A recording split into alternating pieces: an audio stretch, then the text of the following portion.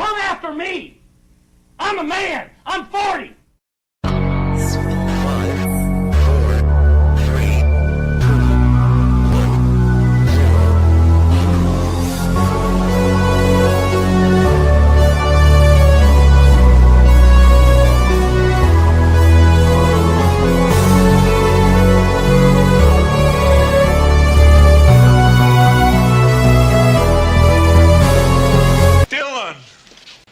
Son of a bitch. And that's it, boys. $500 easy. Let's go!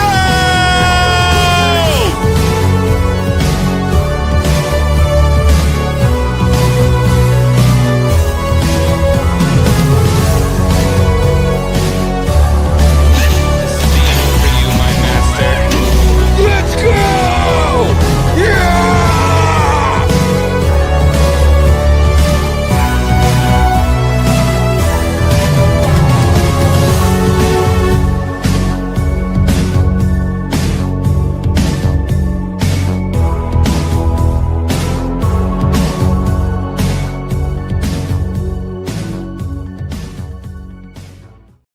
Holy smokes, boys.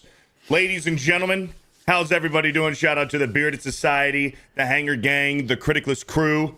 Welcome back into Bro Science episode 70. Oh my goodness. You guys know how we like to start off the show.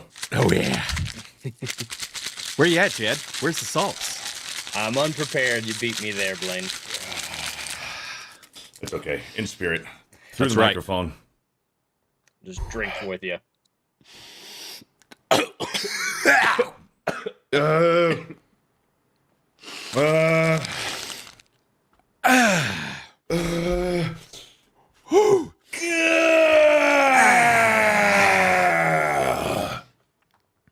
Yeah, baby.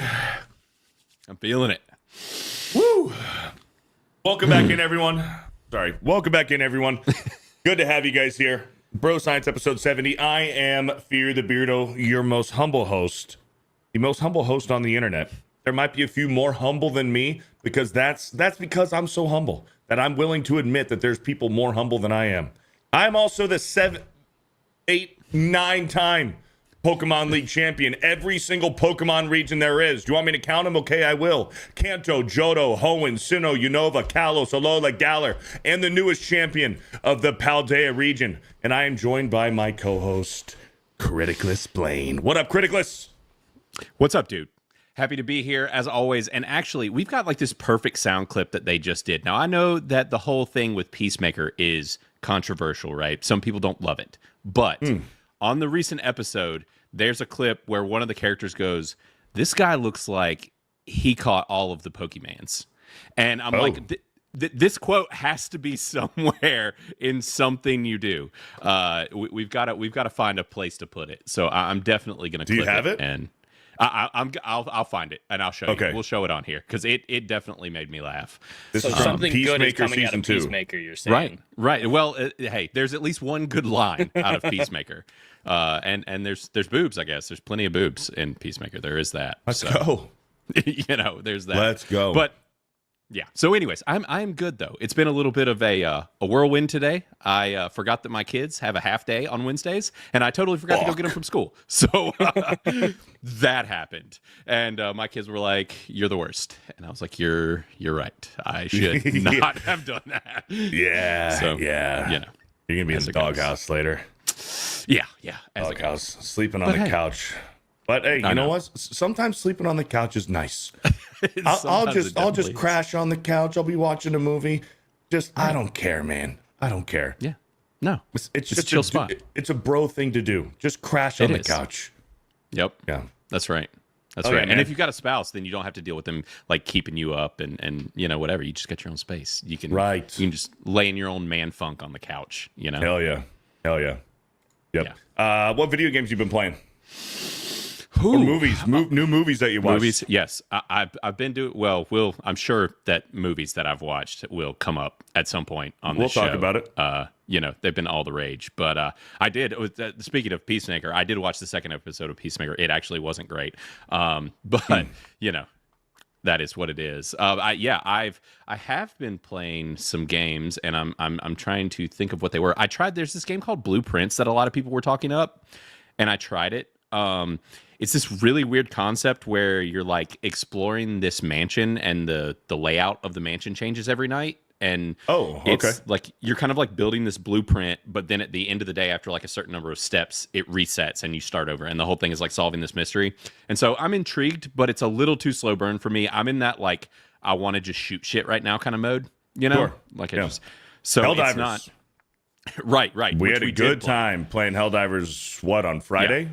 Yeah, that was Friday till like 4 o'clock in the morning or something. Yeah, it was awesome. And now there's a new Helldivers update. We got to get the boys together and we got to play some more Helldivers because last night there was a massive Helldivers update. So, oh, really? Oh, yeah. New planets.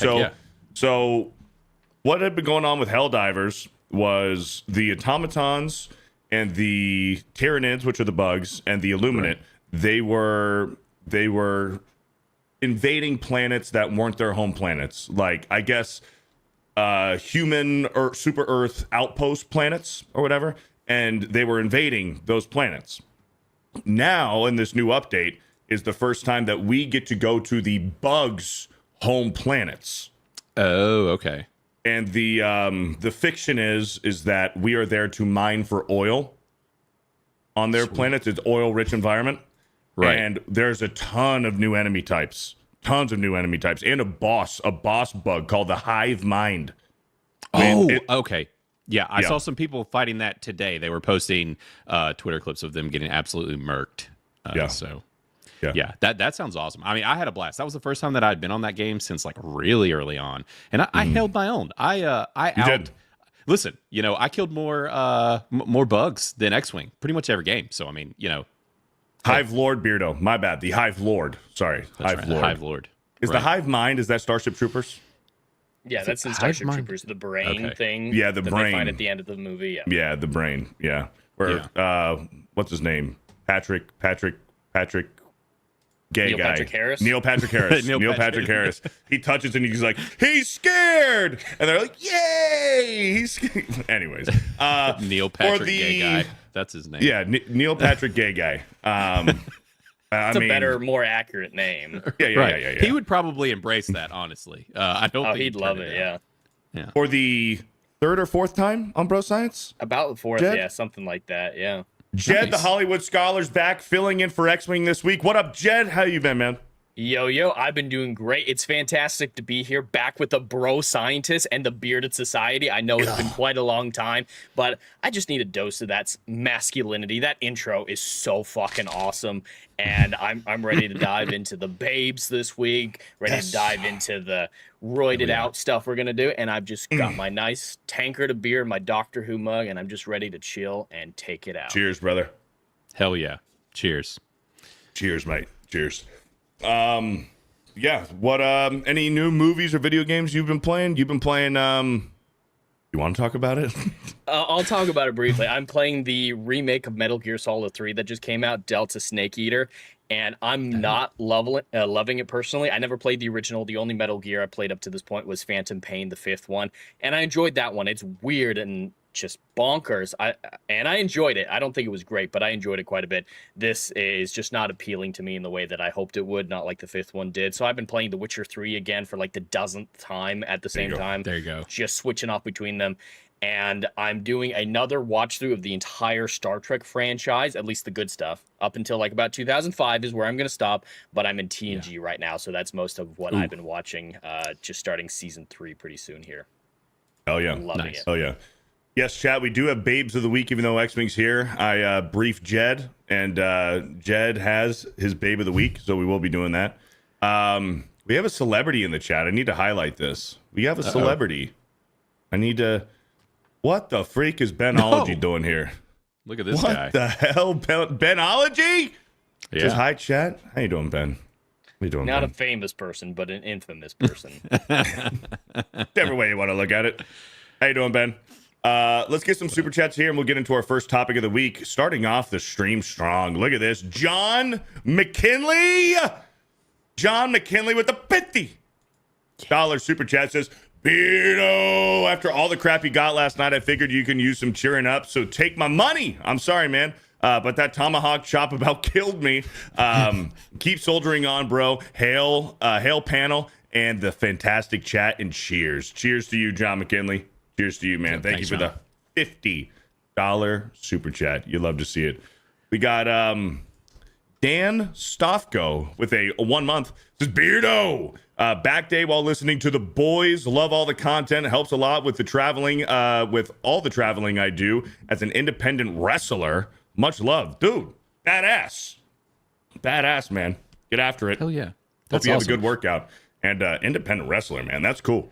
Yeah, that's the second one I know kind of in this community. We've got another guy on Criticless who regularly uses the app and stuff, and he does it out in California, and it seems super cool. Like, I don't know. It seems like those guys have a lot of fun.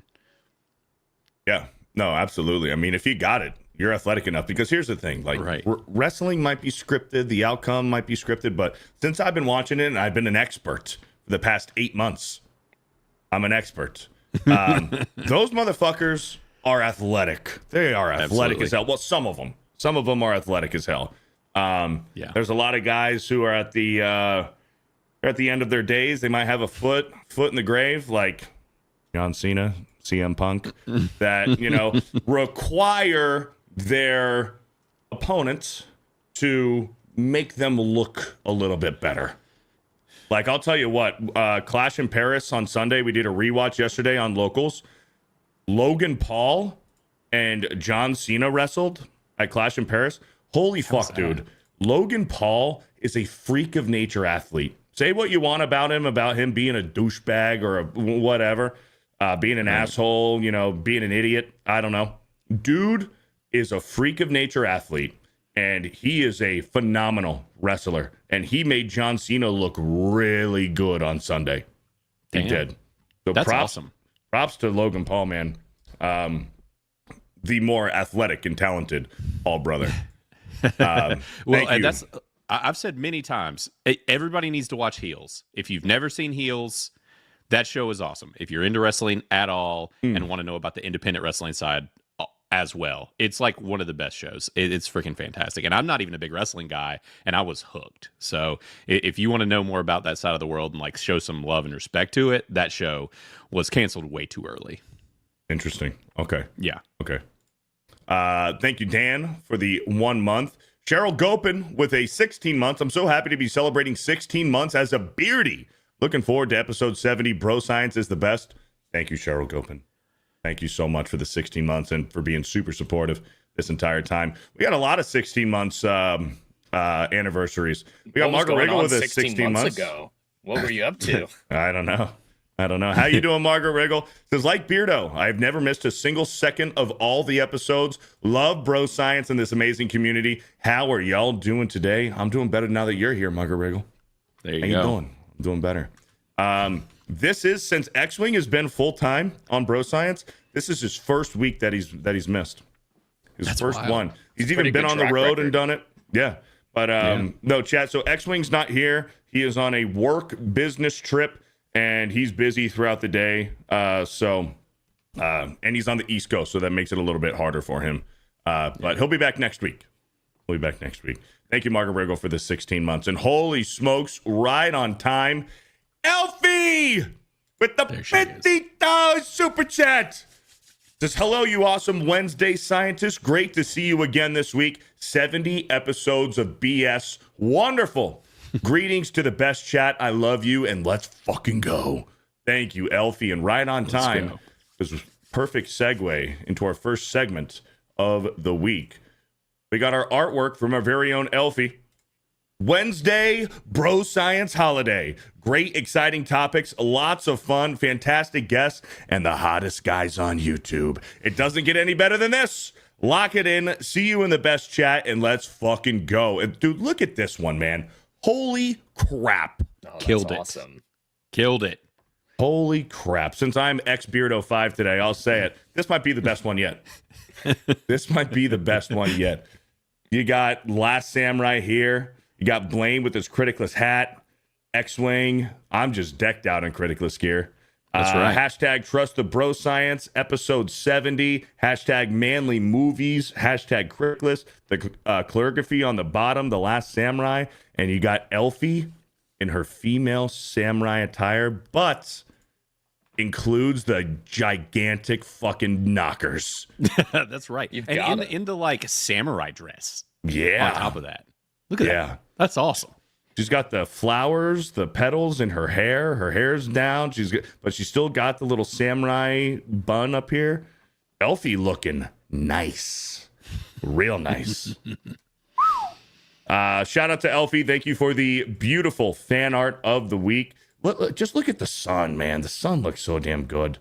Just the attention to detail on every character, and looks really good, Elfie. So thank you so much. I wish I could draw like that. I've got no artistic talent when it comes to stuff like this. Nothing. I'm still on stick figures, man. I never graduated from like 7th grade drawing skills. Yeah. I feel you. Yeah, Elfie is incredible. Incredible. So thank you, Elfie, and thank you for your gigantic boobs as well. We love your big old boobies. Thank you for the $50. Shout out. We got OCDD. I see Denise is in the chat. Says Beardo, I didn't see Geeks and Gamers on the list for SpaceCon. That ain't up to me. I wish we were going, but that's a Jeremy decision. So I had a lot of fun at SpaceCon last year, but yeah, I don't think we're going because I haven't heard any word about it. But you never know. It could be a last minute decision. Shout out to OCDD for being here. Denise, she's such a sweetheart, such a good person. Let's see. Tricky's thoughts with the 10 gifted Fear the Beardo memberships. Thank you, Tricky's, for the 10. Where'd it go? Kelly Paulson with the 16 months says, Happy Wednesday to the Bearded Society and the sexy scientists. And Beardo, love your new background. Thank you. I like it too. A lot more roomy in here. Thank you, Kelly Paulson, for the 16 months. And Jeanette, whose birthday was yesterday. Happy birthday, Ann Jeanette. Happy belated birthday. Right. Gifted a Fear the Beardo membership. I was going to say, Ann Jeanette and the ladies have a show that they do after this show, I think at 9 Eastern. So she was posting online of it. Yeah, they've been doing this show. So if anybody goes and checks her X account, I think they've been posting. So I wanted to give her a shout out because I saw her post about it today. Hell yeah. So, what's the name of the show? Yeah. Oh, goodness. Let me find it. You know what else we need to show? Put me on the spot. Yeah, while you're thinking about it or looking for it, Ann Jeanette did this on Twitter. Sergeant Dick. Look at that. Look at that. I mean, that's spot on. The likeness is perfect. And obviously the Joe Dirt connections are not missed. It's pretty great. I love it. Mm-hmm. Great job. Mm-hmm. She killed that one. I'm telling you, these guys are in perfect working position here. That's right. That's right. Right. Yep. It's spot on. And then man's best friend right there, ready to rock. Yep. Most CEOs wear suits. Sergeant Dick wears camo and a mullet and still runs the #1 review app, Criticless, where entertainment meets combat readiness. Sergeant Dick. That's right. I love it. Great job. They're getting so good at these things. It's wild. And how they catch the freaking likenesses and everything. By the way, here's the screen share. It's called Insight Circle. There's several ladies from the community on the show. So cool. Hell yeah. Yep. That's their show. So it looks like it's tonight at 9 Eastern. Yep. Demi Storm, Wendy. Yep. Great. Hell yeah. So go check them out. It's awesome. That's awesome. Yeah. Xwing's in the chat. Here we go. Says, hey boys.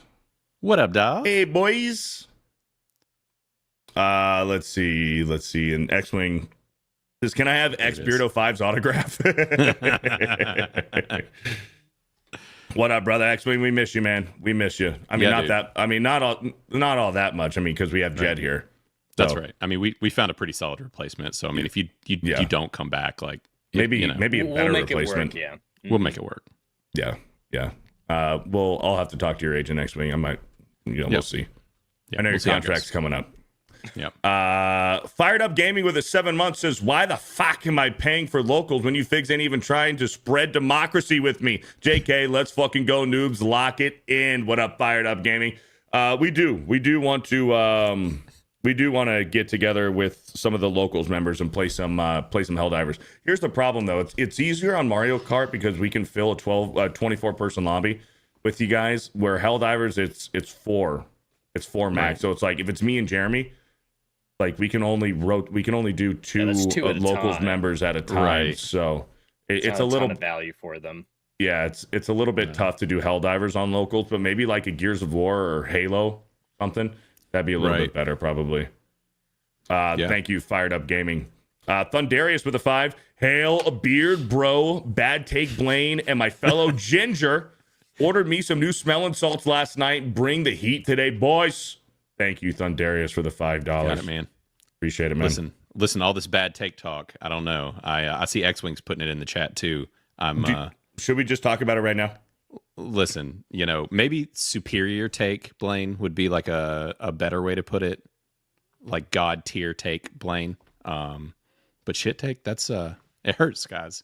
It hits really hard. I saw a lot of people saying that I just needed to sell Criticless, just get rid of it, find a new CEO. But you know what? Criticless thrives on having a CEO with shit opinions. That's what makes it chug along. That's its fuel. Deborah Perkins is here. Okay, chat and Beardo, my flight of whiskeys has delivered. Gotta go. I'll be lurking. Ooh. Much love to everyone. Thank you, Deborah Perkins. You have a good time. Yeah. You have a good time. Sorry, Blaine. What were you saying?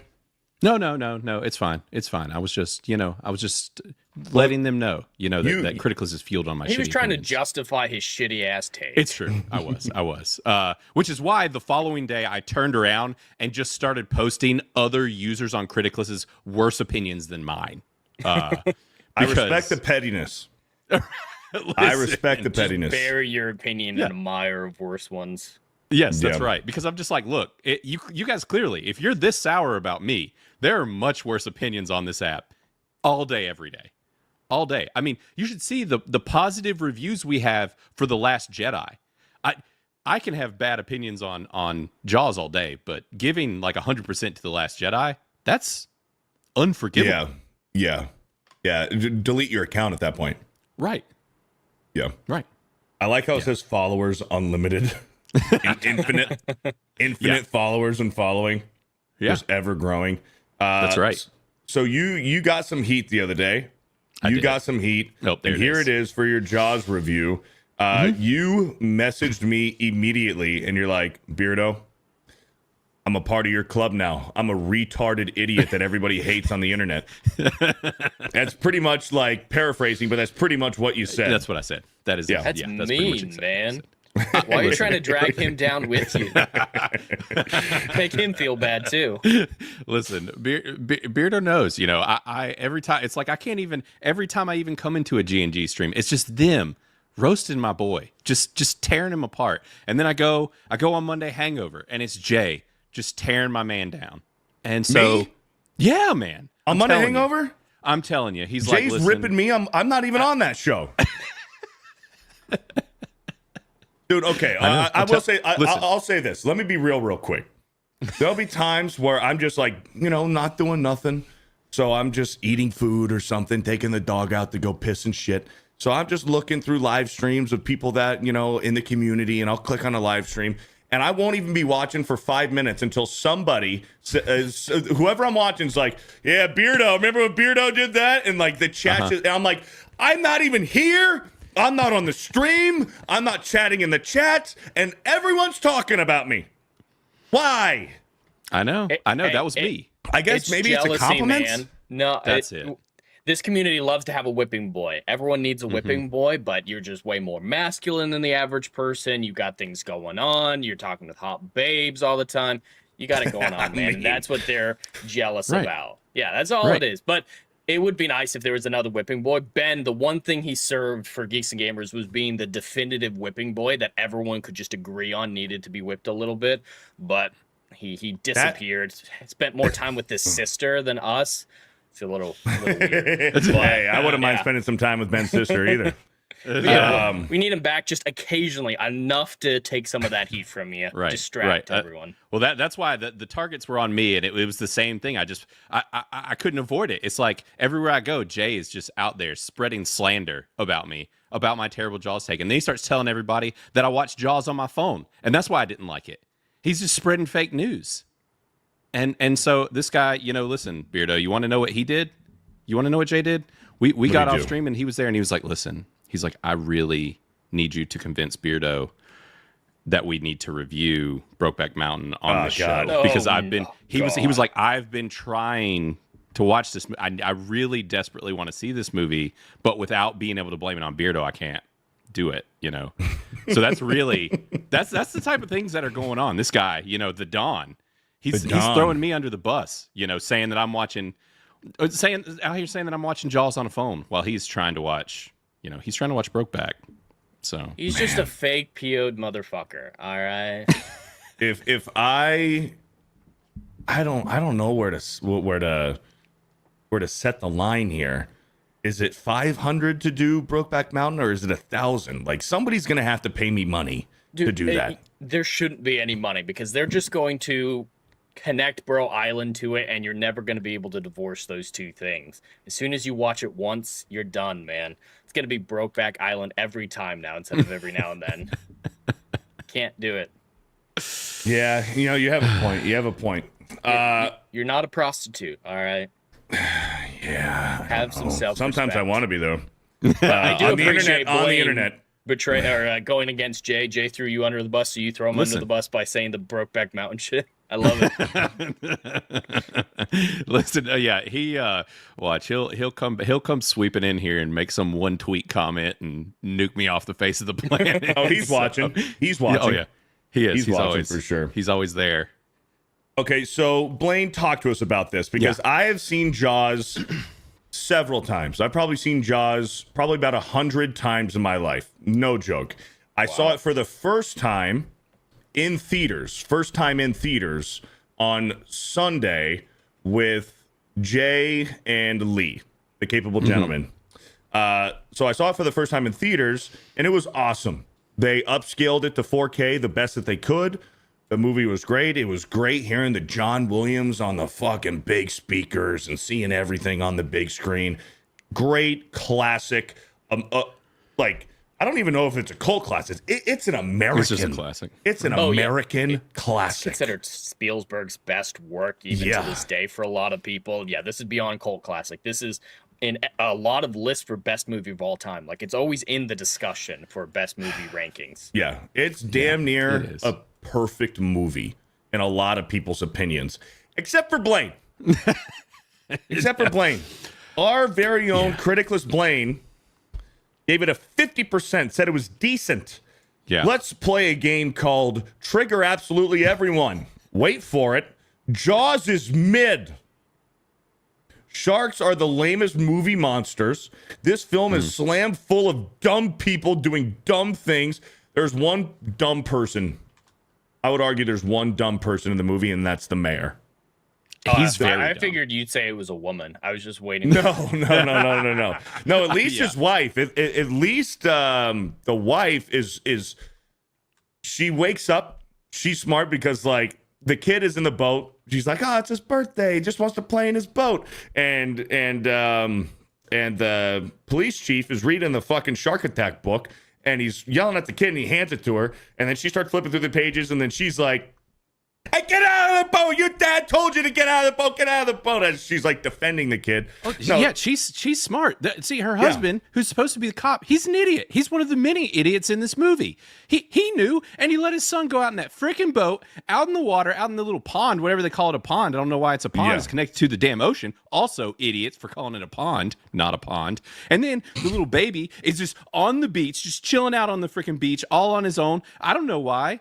Why was that baby out there? He yanks the blanket out from the poor baby. He's crying. The other son's drowning from shock. And he's supposed to be a competent police officer. At this point, I can't even trust the man. Your kid about drowns. You abandon your other child on the beach. And then these idiots get into a boat that is clearly not big enough. They even say they need a bigger one.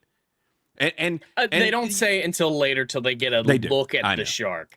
And That's you true. have no idea. This shark is infinitely bigger than the average great whites out there. They had no way of knowing. And that guy was a professional shark hunter, or at least did it enough that there's a track record. I can buy that. But I haven't seen the movie in a long time, so I don't have a fresh picture of it in my mind. And what you're describing there with the police chief, it's all very legitimate criticism, but it's the measure of how much it devastates the movie when right. And I don't know if it makes that much of an impact, him being a little bit of an idiot in that scene. Jaws is known for its suspense, its Right. camera work. Like it popularized the dolly zoom, which people do to this day because of this film. I don't know if you guys are familiar with that technique. When Brody's sitting on the beach, there's the classic the zoom look where he doesn't really change size, but the background looks like it's moving. That's a dolly zoom.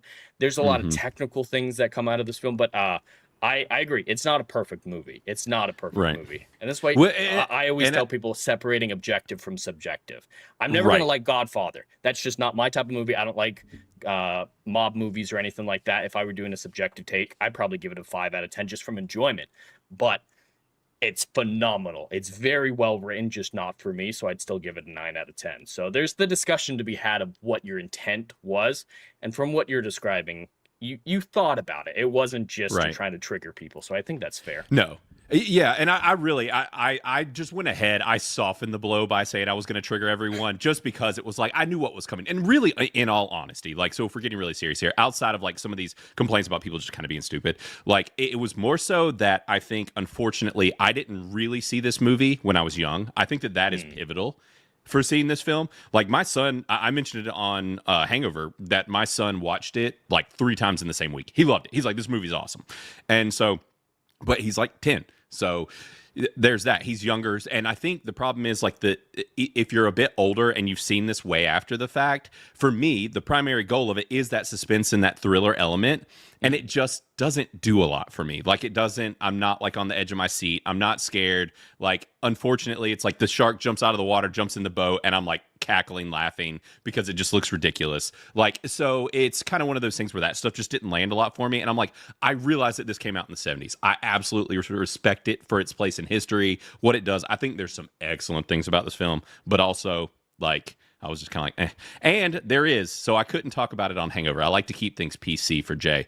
But so there's an ongoing joke in Criticless with me and some Australians where, you know, I said that sharks are the lamest movie monsters, which I stand by wholeheartedly. I prefer ridiculous, absurd movie monsters that are outside of reality. But see, these Australians that have joined in on the joke, the quote here is that sharks are pussies.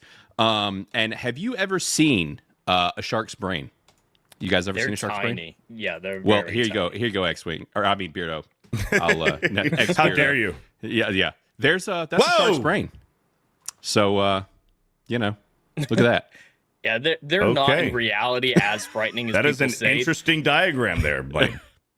I mean, listen, I just wanted to put it out here for you guys. Every time, so we have a guy in the app, every time someone talks about sharks, he shares that. And with Australia and all the crazy animals and How stuff dare that you, they have. Prestige? How dare you? They say that sharks are their least worry over in Australia. So to all the Australians that live like gangsters with giant spiders that are like the size of my wall, you know. Yeah, those huntsman Dude, spiders. Arachnophobia. I don't know if you've seen that movie with Jeff Daniels. That movie terrified me as a child. Spiders, I think, are definitely more terrifying. I think it's a matter of the teeth. People see lots of teeth and it incurs fear, but there's so few shark attacks in reality. The ones that freak me out a little bit, I think it's bull sharks. They can go between freshwater and saltwater, so they've been spotted halfway up the Mississippi. Like something like that where you're not expecting it can be terrifying. But there's a lot worse movie monsters out there. I think it's the way that they used the shark in this movie made it a movie monster. And it exactly. works really once it doesn't work often. I do agree. They should not be a staple of the industry. Like Meg, I think Meg is dumb as shit. Those two movies. Dude. They're the first one's fun. It's the first wild, one's fun. The second one is horrendous. That is I haven't seen the second one. I've never seen the second one. It's an actively very bad movie. Now, So- if you go in with the homies and you're like drunk, watch it. You'll laugh your ass off. It's like Sharknado. Like that feels like a more accurate shark one because they're not taking it seriously. But I think Jaws stands separate than that. I do agree overall that sharks are overhated, overfeared, and just shouldn't be an average. But with Jaws, just the way that they define psychological thriller, a lot of that suspense filmmaking, the writing, and a lot of it was unintentional. I don't know if you guys know the manufacturing of the shark was delayed. When they first got it, it looked god awful. So they specifically rewrote the script so it wouldn't show up as much until the end of the movie, except for in like shadows or just a little bit away in the water, just ways that you couldn't see it clearly. And that's one of the best aspects of the movie, is building up to this dramatic reveal when it actually jumps out of the water at Brody. So I think it's more about execution than the shark itself. Well, even like when they were, I think it was the 4th of July, when the kids were in the pond, and then the guy in the little rowboat's like, "Hey guys, you know, like, what are you guys doing?" And then his boat gets knocked over, he's in the water, and then you see under the water the shark go up and grab his leg. Like, that's kind of the real first reveal of the shark before they're on the orca at the end. That is terrifying, bro. Yeah, that's terrifying. I think seeing the shark from above the water, but the shark is under the water, is more terrifying than when the shark pops out of the water. Like 100%. Yeah, it's terrifying. But what I'll say is about real quick, when it comes to horror movies or movie monsters, it has to be practical, because there's so many modern horror movies that I watch, and The Conjuring started to do it a little bit too.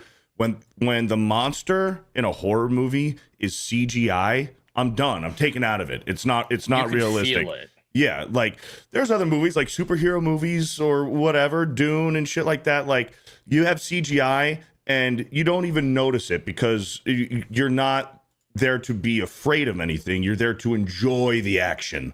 Where in a horror movie, that's hitting a different emotion, right? Right. So when in a horror movie, when you have a CGI monster, I'm done.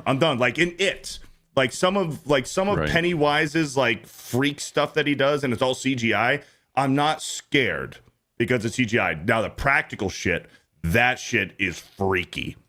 And so that's why Jaws to me works so well, because everything is practical effects. There's no damn CGI. Yeah. And that's where I was getting to the Meg. The Meg didn't work as a scary shark movie. I don't care how fucking big the shark is. It's CGI. It's not practical, so I'm not scared of it. Yeah. Your brain needs to be convinced it's real. Sorry. Oh, no, you're good. No matter how good CGI is, your brain's going to be able to tell the suspension of disbelief, the uncanny valley. They're all very relevant things. And in most big action set pieces, you already know in the back of your mind that the main characters aren't going to get hurt, that they're not in any real danger, but you're here for the spectacle. But with a horror film, you need to feel a tangible sense of danger, like these characters can be hurt by this thing. And actors give a better performance when something's physically there with them. They interact with the environment better. And yeah, unequivocally, horror films should stick to 90% practical effects. There's some jumps or acrobatics I think could be absolutely fine in like a Jason Voorhees movie or something, just in the distant stuff. But when you're actually with the main character, with the horror monster, you got to be able to feel the air move with the characters. And a practical shark just works so much better, in my opinion. Yeah, that's what practical effects. I respect practical effects more than CGI. I think a lot of people do. CGI is an art form, absolutely, but being able to achieve things that should be impossible in reality is a lot more difficult than creating a fantasy in a fantasy generating machine. That's what it's designed for. So, going back to Blaine's ridiculous review, a bunch of idiots. I think the mayor is a fucking idiot. The mayor is absolutely well, yeah, he's written to be that way, of course. Like it's obnoxious how idiotic and careless he is, the mayor. Another thing is Hooper had that super awesome high-tech boat, the super badass fucking boat. And then me and Lee were talking about it after the movie. It's like, man, I never realized, why did they take that orca? Why did they take the orca out? Why didn't they take Hooper's super badass fucking shark-proof boat and they took the orca? Like, that thing was badass, and they went on the orca. That was another thing I was like, huh? Could have been smarter if they would have taken the other boat. That definitely plays into some of my complaints. I am 1000% there with you on that. And on top of the fact of how much Hooper knows and all this stuff, like, stuff should have been handled better with him. But also, my other big beef, I was so mad at the end when he survived. I was actively pissed. I was you were pissed that Hooper survived? Yes. I wanted that guy to get. He was the best character. Kind of, but he's also Cooper's the best worst. Like, character in the movie. He's so obnoxious. He's the best, but like he's obnoxious. Like he has the best acting too, in my opinion. Yeah. Richard Dreyfuss, he was the best actor. Yeah, he's him. I struggle between him and Quint. Is that how you say it, Quint? Like he's great doing like his monologue and different things on the boat. Like that was great. But yeah, I just wanted Hooper to get eaten at the end, and it was like they were building up for it, but then they just decided not to. And apparently, he does die in the book. And I was like, okay, that makes more sense. It's a weird change. Right? Like, why not? He was already kind of a dick. Like, kill him off. Maybe Spielberg wanted in a sequel Richard Dreyfuss to reprise his role, but he never did. Right. Well, he does have a history of doing that. In like Jurassic Park, he adapted that from a book, and Ian Malcolm was supposed to die, I believe. There were several people who died in Jurassic Park, the book, that were still alive in the subsequent movies. So I don't know if he wanted to tone down the violence. He seems to try to be family friendly. So that it's an interesting track record with him. But yeah, Jaws is far from perfect. I don't believe in a perfect movie. Beardo and I've talked about this before. But Jaws, from its place in history with the technology advances it did, it opened up horror as a genre a lot. And horror wasn't mainstream. Suspense wasn't really mainstream in the 70s when this came out. And this is considered, I think, the first blockbuster, at least before Star Wars. Like, this was a high grossing film. So I think this is more an 8 or a 9 out of 10, because your flaws are 100% legitimate. But I can see where your personal enjoyment could take a hit from it because of how it aged, how you don't have the nostalgia for it. So I don't think that you need to necessarily be roasted for this unless it's as a joke. But I can see where you're coming from. Definitely don't think 5 is fair, but I can see where you're coming from. What up, Jen and Sylph? Good to see you here, girls. What up? I'd be in the 90 area. Yeah. Like 91, 92 for me. I think it's not a perfect movie. I was kind of, I was exaggerating earlier when I said it's a damn near perfect movie. It's up there. I'd give it probably a 91. Right. And in context, if I were to review at it. the time, right? It's like, if you view it in the context of when it came out and all of that. And I base a lot of my like percentages and stuff. There's a large portion of that based on just like entertainment value and like if I got out of it what it was trying to put out for me. And so with that being like it didn't get the suspense, thriller, like horror elements of it, that's kind of why that hurts it more than anything. And I don't know if you guys brought it up, talking about like, and I brought it up on Hangover 2. Did you guys ever see Crawl, the movie about the gator from a couple years ago? No. It came out back in like 2020 and it was called Crawl. And I want to say Sam Raimi produced it. And they use a combination of practical and CGI for these gators. But the movie is awesome. And like with the gator attacks, and it's kind of a Jaws-esque. Benology agrees. It might not be that awesome. Oh no. Ben, why'd you have to agree? Anyways. No. Yeah, it is. It's a really cool.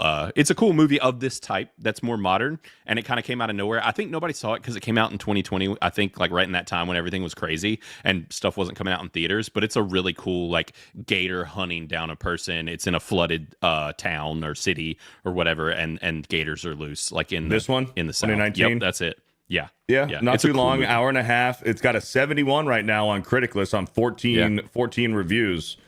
So if you guys have seen Crawl, go ahead and 19%. This review contains no additional content. They get a special badge, right? Yeah. Special badge. Yeah. That is what we call a low effort shit missile around Criticless. Is what that is. So, but he actually typically writes very detailed reviews. But he is our most critical user, I think. This guy, Ninja Waiter. Yeah. Ninja Waiter. Yeah, he does our most brutal reviews. He's the Holy one of those. Fuck. Yeah. 2,300 reviews? Yeah. He's rather notorious. He reviews a lot of stuff and is hypercritical, like hyper critical. Okay. So, yeah. Okay. There you go. Cool. Well, Blaine gave Jaws a 50%. I'd probably be in the 91 range. You know what? After the show, I'll probably give Jaws a fair review. Yeah. Do that. But chat, if you guys haven't already, please go over to Criticless, download the app on Apple iOS or Android, or just make an account on your web browser and start reviewing movies and TV shows for free. Movies that you hate, movies that you love, TV shows that you hate, TV shows that you love. And make sure to join the Manly as Fuck movie group, the Monday Hangover group if you want. And don't join the Geeks and Gamers discussion. They have enough. There's enough people over there. But definitely join the Manly as Fuck movie reviews. This is where we get our suggestions. All of the Bearded Society and the Bro Science chat. They give our recommendations and everything. And next week, are we doing Rambo 2? That's it. Sounds like that was the plan. I think that's what we're doing. We're talking about doing. Yeah. Rambo 2. I'm game. That's and that one's actually called Rambo. Yeah, I'm game for that because I haven't seen that since I was young, and I think that's kind of a Jaws situation for me as well, where I've only seen bits of it, but I've never like sat down and just watched it through. So I'm excited to see it. I'm totally game for that.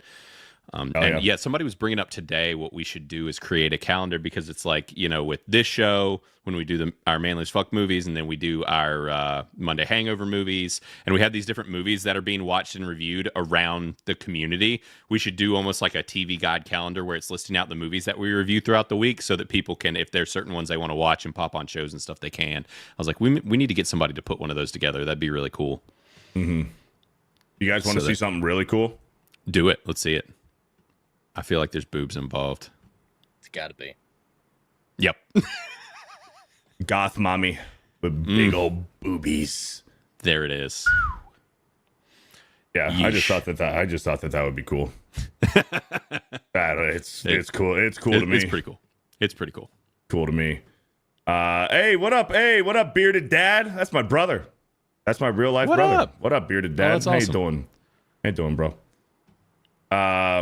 Bro, they are so fake though. Hey, I do not discriminate against boobies. That's right. Big boobies, That's right. little boobies, fake boobies, natural boobies. We love the boobies, okay? Yep.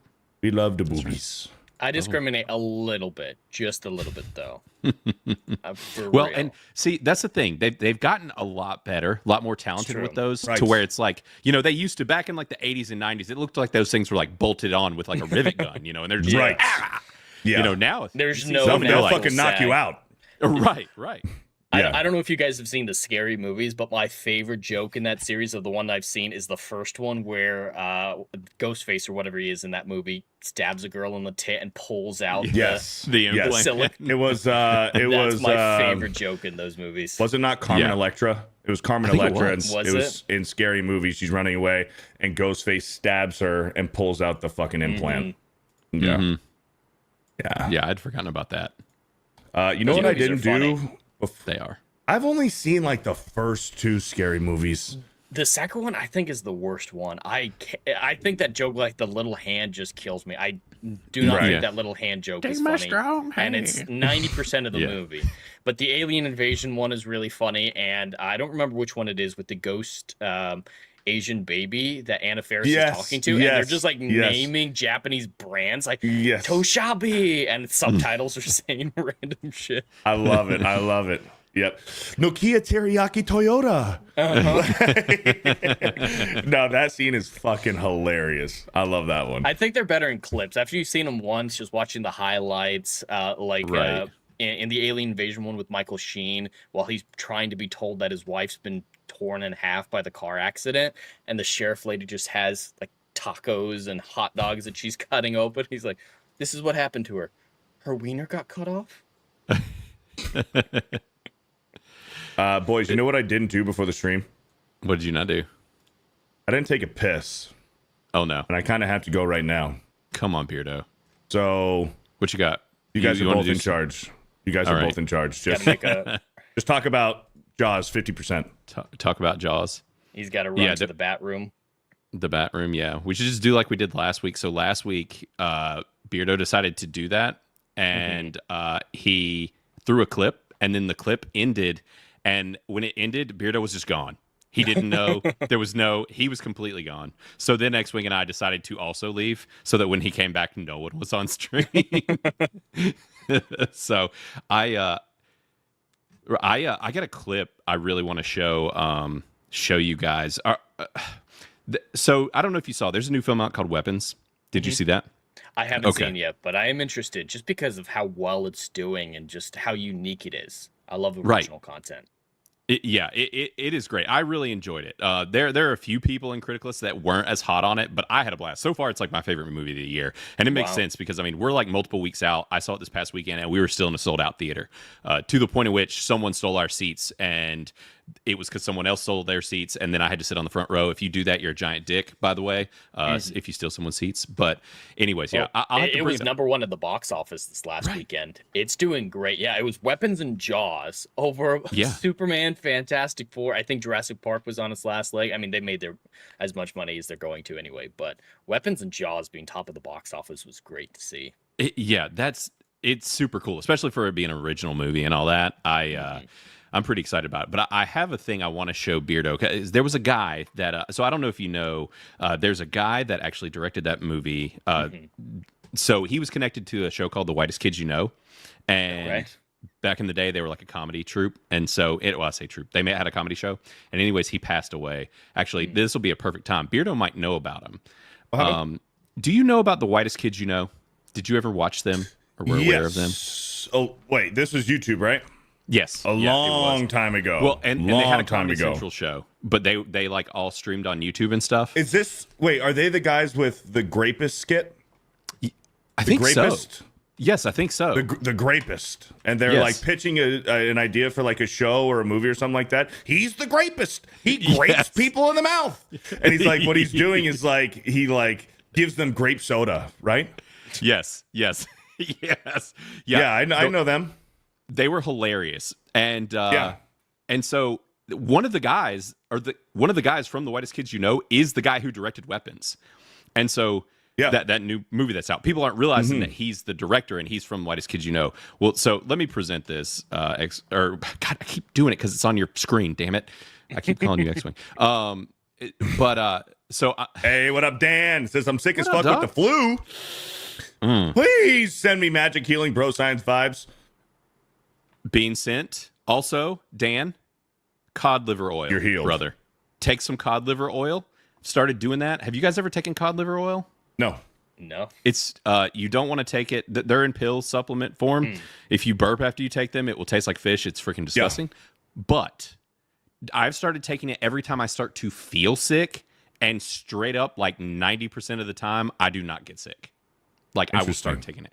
Like, and my whole family started doing it. We, like, live and die by it. So, yeah, cod liver oil pills. Take them if you're starting to feel like you're getting sick. That's your little bit of... When I get sick, I overdose on vitamin C, like emergency, like those emergency packets. Those are great. Vitamin C, and I fast.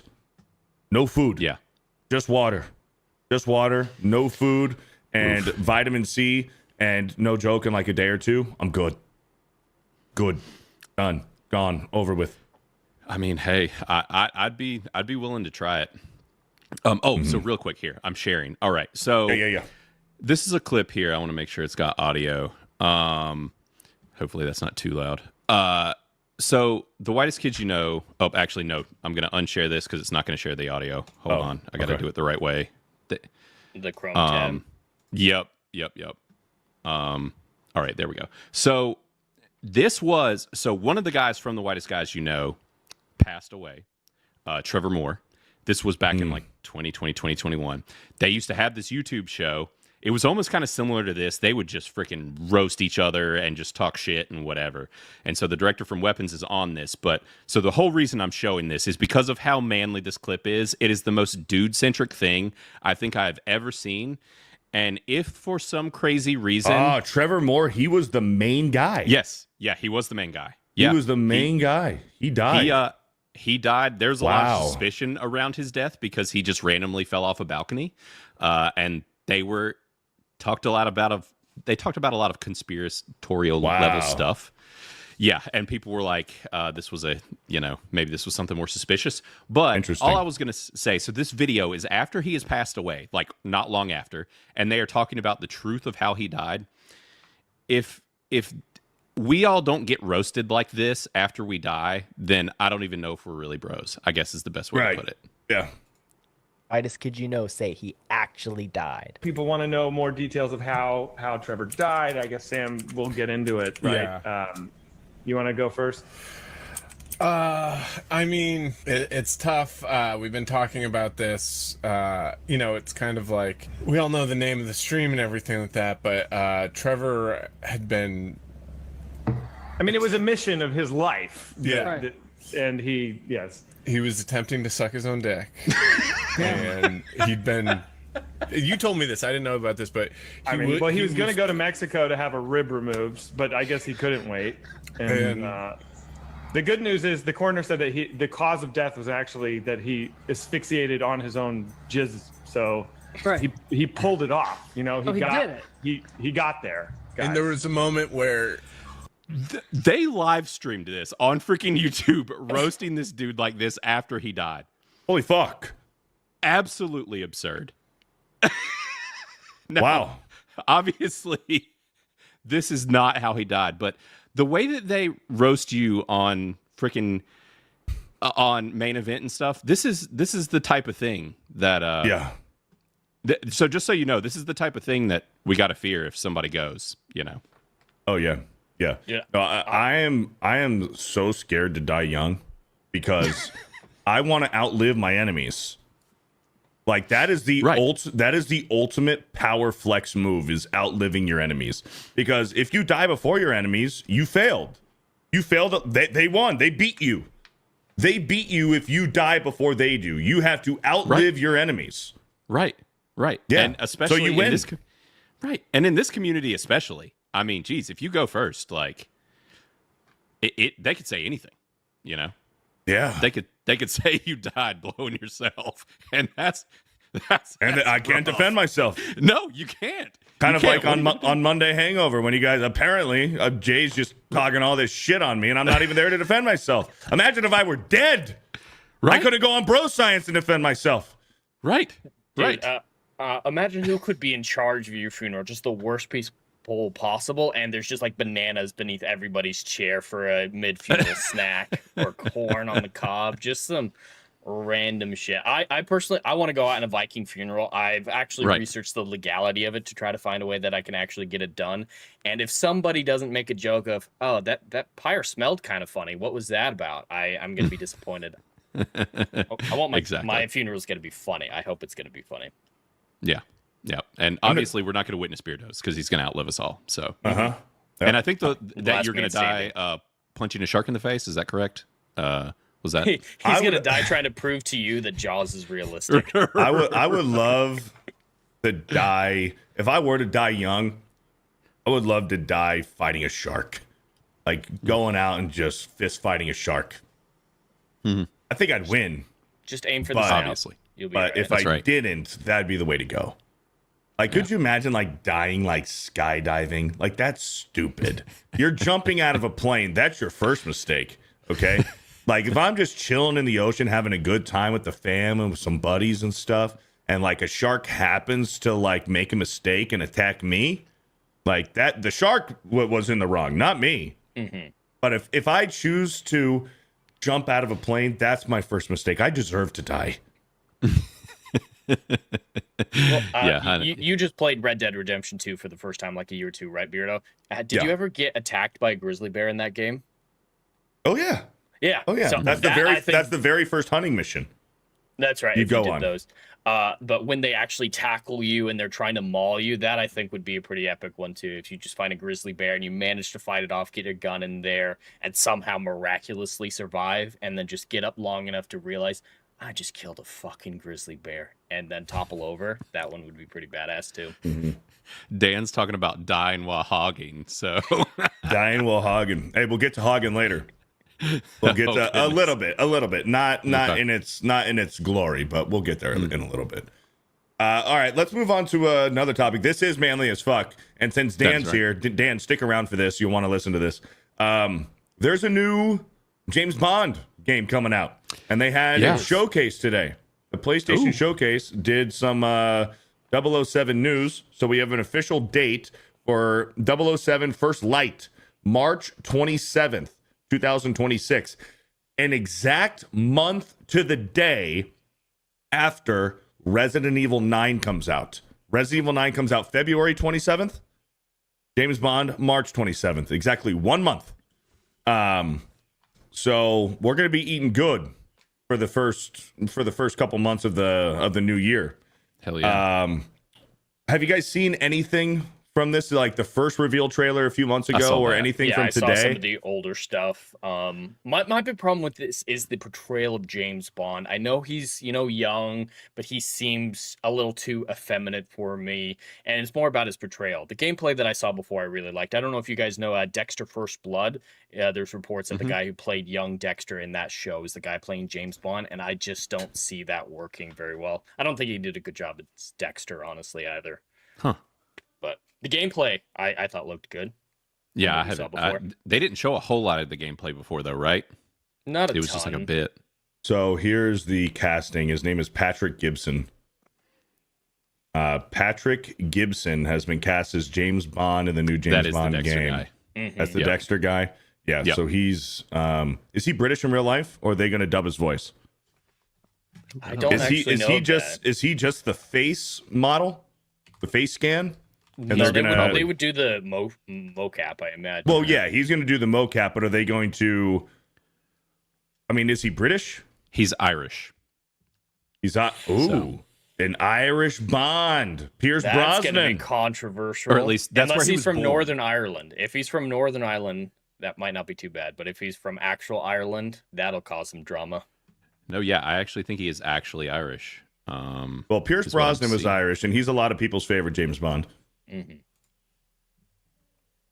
Interesting. Yeah. So Yeah, there I you mean, go. So here's Brosnan some footage. was my Bond. A lot of people are saying that this looks like, so it's made by the same developer of the Hitman games.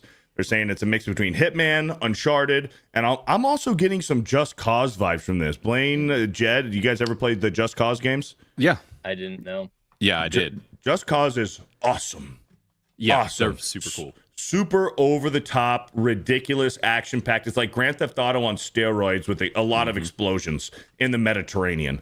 You play as international badass Rico Rodriguez. Yep. And you So- can do the most ridiculous things ever. Ridiculous. You have infinite parachutes. You have like a freaking jetpack wingsuit. It's awesome. Just cause. The name Just kinda 'cause. makes sense. Yeah. Yep.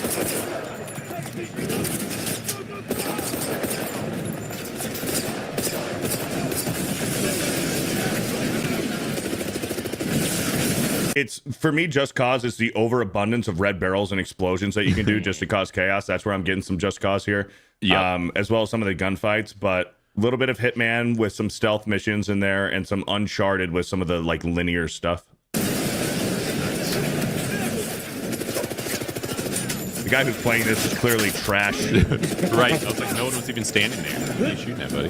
Yeah, this is pretty normal cover shooter mechanic. Yep. Right behind you. Ooh, that would- Like all these red barrels, that's like Just Cause. Yep. That's Just Cause, man. Just waiting just to be fucking blown up. Yep. You can tell they're kind of highlighting around him and it's kind of pivoting over him.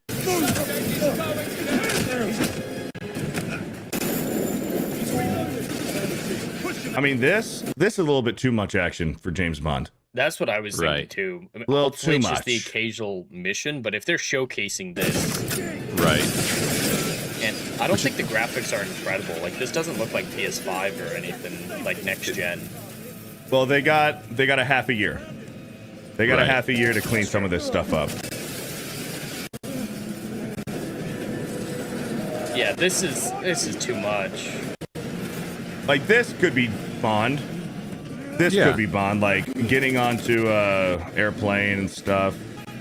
Well, and in the Bond movies, things do tend to escalate, right? But it's like, typically it's over a 2-hour movie or whatever, hour and a half, 2 hours. And so by the end, you're at this big set piece. So if they go like the Uncharted route and they balance it, then I know if he's friends, though. I'm not loving the Let's listen to his accent real quick. Well, in that case. I'm son of 009.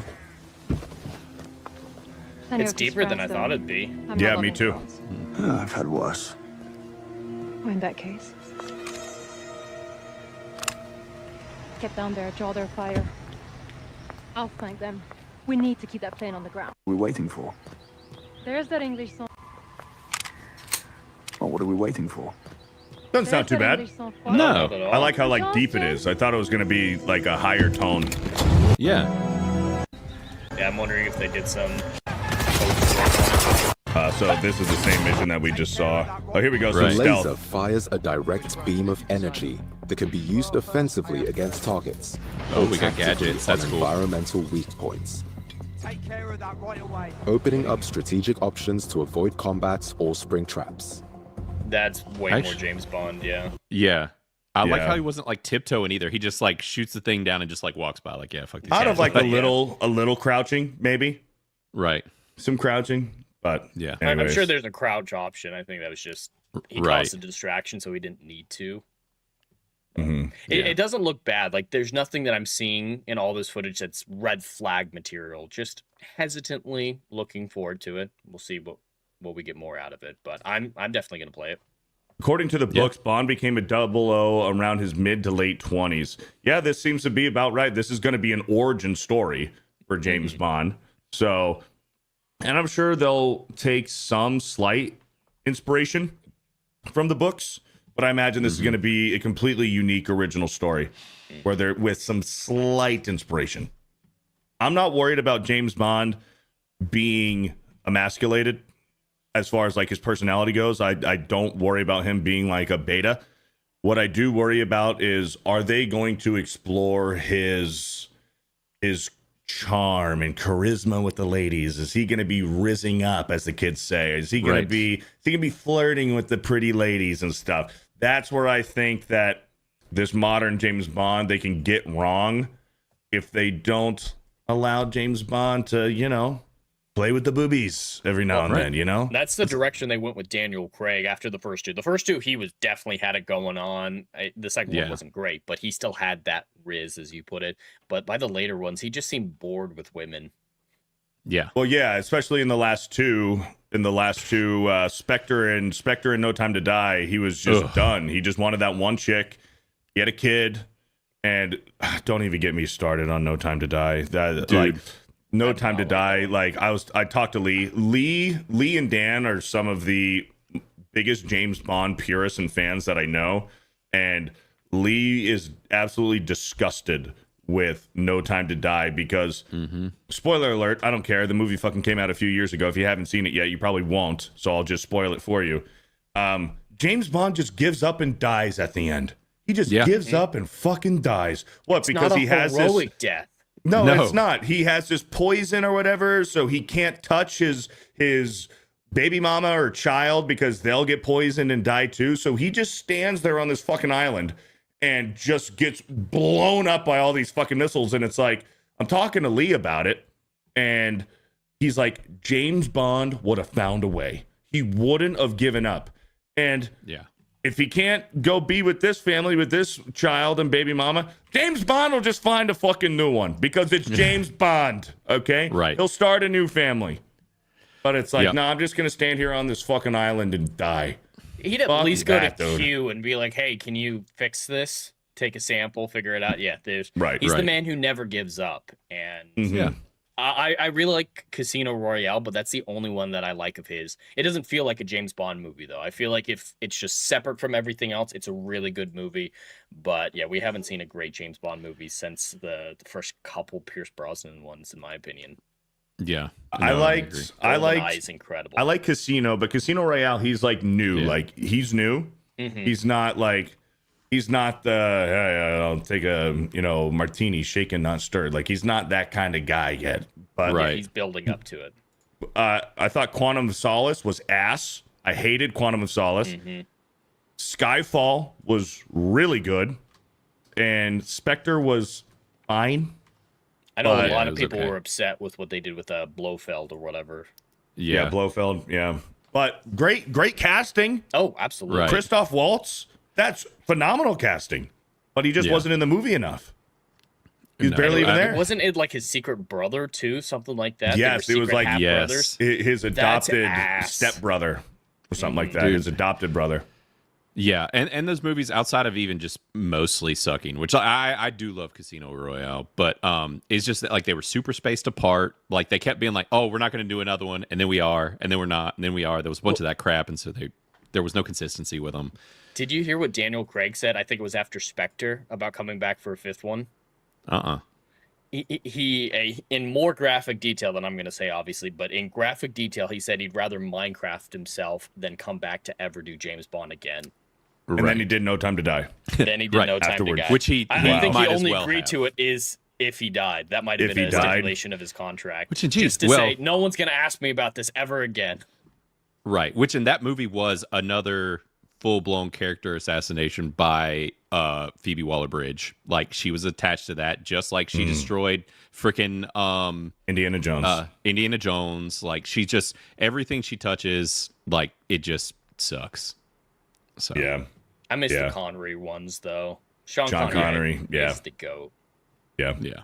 But are you guys looking forward to the new James Bond movie? Is that going to be a day one? Video game. Is that going to be a day one for you guys? It probably will for me. I'm excited. I think it could be cool. I mean, unless some more stuff comes out and I'm just like, oh no, this looks like it's going to be bad. Because I'm all, like you said, I'm ready to eat good in gaming again. Like, I'm ready for some good games to come out, and those types of games, especially where it's like more story based and adventure games, I freaking love them. Yeah. So, and dude, which I don't know if they've said, are they doing multiplayer? Like, are we going to get a GoldenEye scenario here? Not that I've seen. Not like that I've build your seen. own 007 or a 00 for a multiplayer campaign. That'd be cool. Awesome. That'd be really cool. Yeah, because I've actually recently been playing GoldenEye. I introduced it to my son, and we've been like playing one-on-one, and I still remember the maps and stuff, so I'm like sneaking up on him and taking him out, and he's just like, ow! I'm like, bro, you got to play this for a lot more hours before you can be able to keep up with me on this game. Dude, my favorite weapon in GoldenEye was the remote-controlled rocket launcher. Yes. I fucking love that, man. That was my favorite weapon. Yeah. For me, for this, what's it called? First Sights? Light. First Light, yeah. First Light. Yeah, First Light. I'll probably wait maybe a week, see what people are saying about it, see what, people who I trust say about it. And then, if it's looking positive, then I'll get it, because it definitely, from what I'm seeing, looks right up my alley. But you just never know nowadays. Right. You just never know. That's exactly how I feel. I'm withholding judgment till we know more, but I'm tentatively looking forward to it. Next year looks like we're going to get some great games between Resident Evil 9. I'm loving what I'm seeing out of this. This could be a great hit. Lego Batman should be by the end of the year, hopefully. And it's not long after that we'll probably get the Claire Obscure. Probably that's 2027 most likely. But there's some great games coming out next year. What about Witcher 4? That's Is still, that next year? It was supposed to be next year, but it's no way. There's no way it's coming. It's going to get delayed, in my opinion. But I will absolutely play that day one. I'm a massive Witcher fan. Love the books, and Ciri's actually my favorite character. I don't know what to think about this. Cyberpunk 2077 is a mixed bag to such a degree that I don't have the implicit trust in them that I did. I hated Phantom Liberty. I couldn't even finish Phantom Liberty for Cyberpunk 2077. The base game I enjoyed. I enjoyed the base game 2077. I didn't have any of the glitches, but I want it to be good. It's really something that I can always use more Witcher content, always use more Ciri, but in the trailers that we've gotten, they're breaking lore left and right. Just even with the power sets that they have, they took her from being the Messiah, powers of space and time. She lost her normal magical abilities like casting fireballs and whatnot when she was like 12, but she had these next level unique powers. And they're like, yeah, what if we remove that and like give her some Witcher signs and maybe a little bit of extra normal magic, but make her like everybody else, make her a Witcher hybrid like her adopted parents were. And I am not a fan of that. She's supposed to be unique. That's like taking Neo and nerfing him just so that it's like, yeah, he's kind of like Morpheus now. I don't want to see that. I want to see Neo be Neo. Right. That was one of my favorite parts when I was playing through Witcher 3 was the Ciri missions and how cool her fucking powers were. Did you get her teleport attack? You got that for the first time when you met Horson Jr. I don't know if you made it to meet Horson Jr.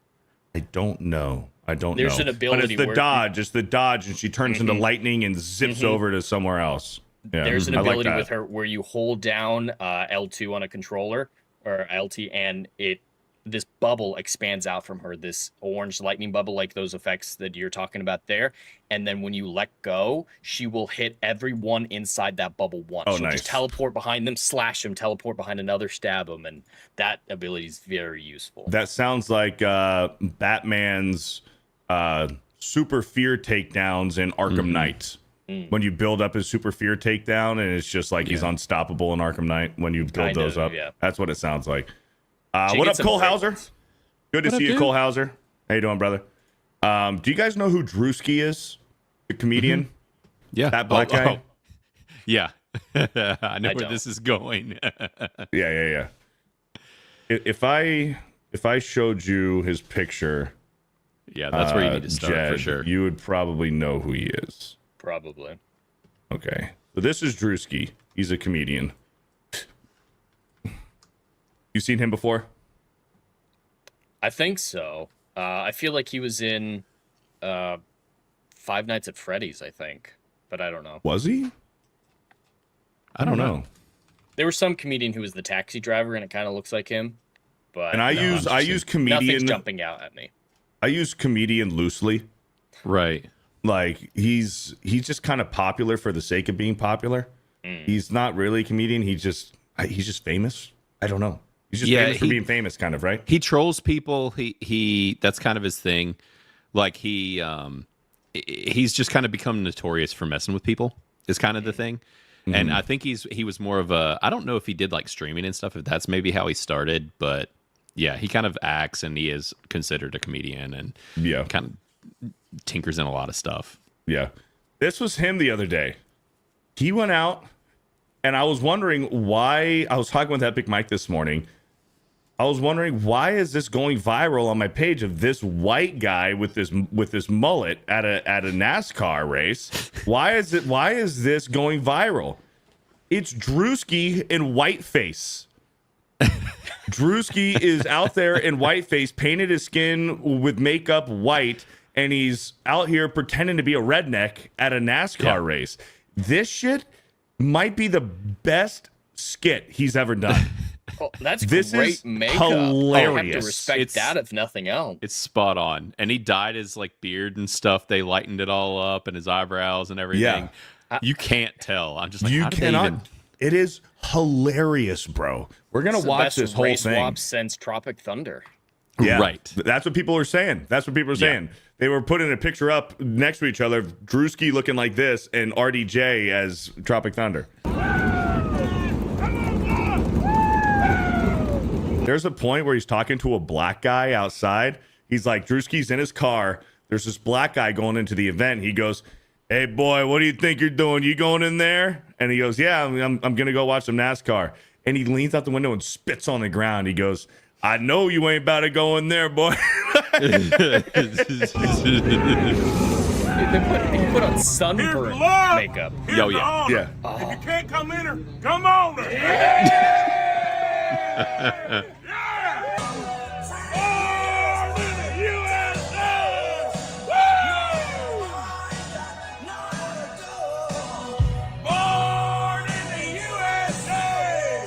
Hey, Suanna. Suanna. She's not listening. Hey, come up. You need to listen to your nana. Go ahead, baby. he puts the dart in her mouth and he goes, "Here you go, baby. Rip this dart." This is fantastic.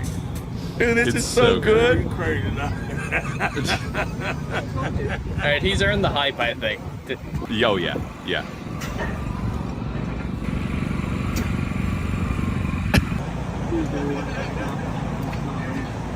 Hey, me ma. How you doing, baby? How you doing, baby? Good. All right, now. It got the sunburn and everything. It's so good. I wouldn't have guessed if you hadn't told me beforehand No. this was whiteface. I wouldn't have known. Hey, you lost, boy? You lost, boy. What race? NASCAR race. You going to NASCAR? Yes, sir. A little bit. You ain't lost, is you? No, I'm going to go up there right side. Sure about that? Yes, sir. Find something safe to do, boy. Liquor don't kill us, pussy must.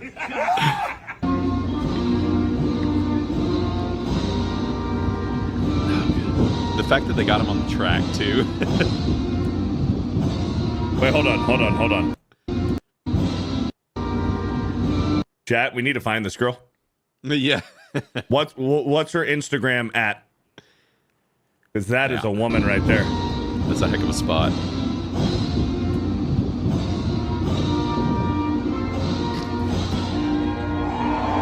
Yeah! Woo! Bring on the troops, baby! Oh, that fucker will go. I think Dan Altman. Dan Altman.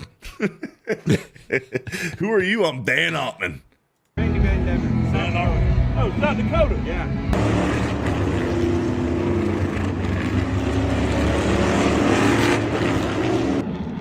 Damn right. Proud to be American.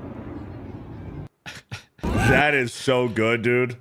That's Props to him, hilarious. man. That is hilarious, bro.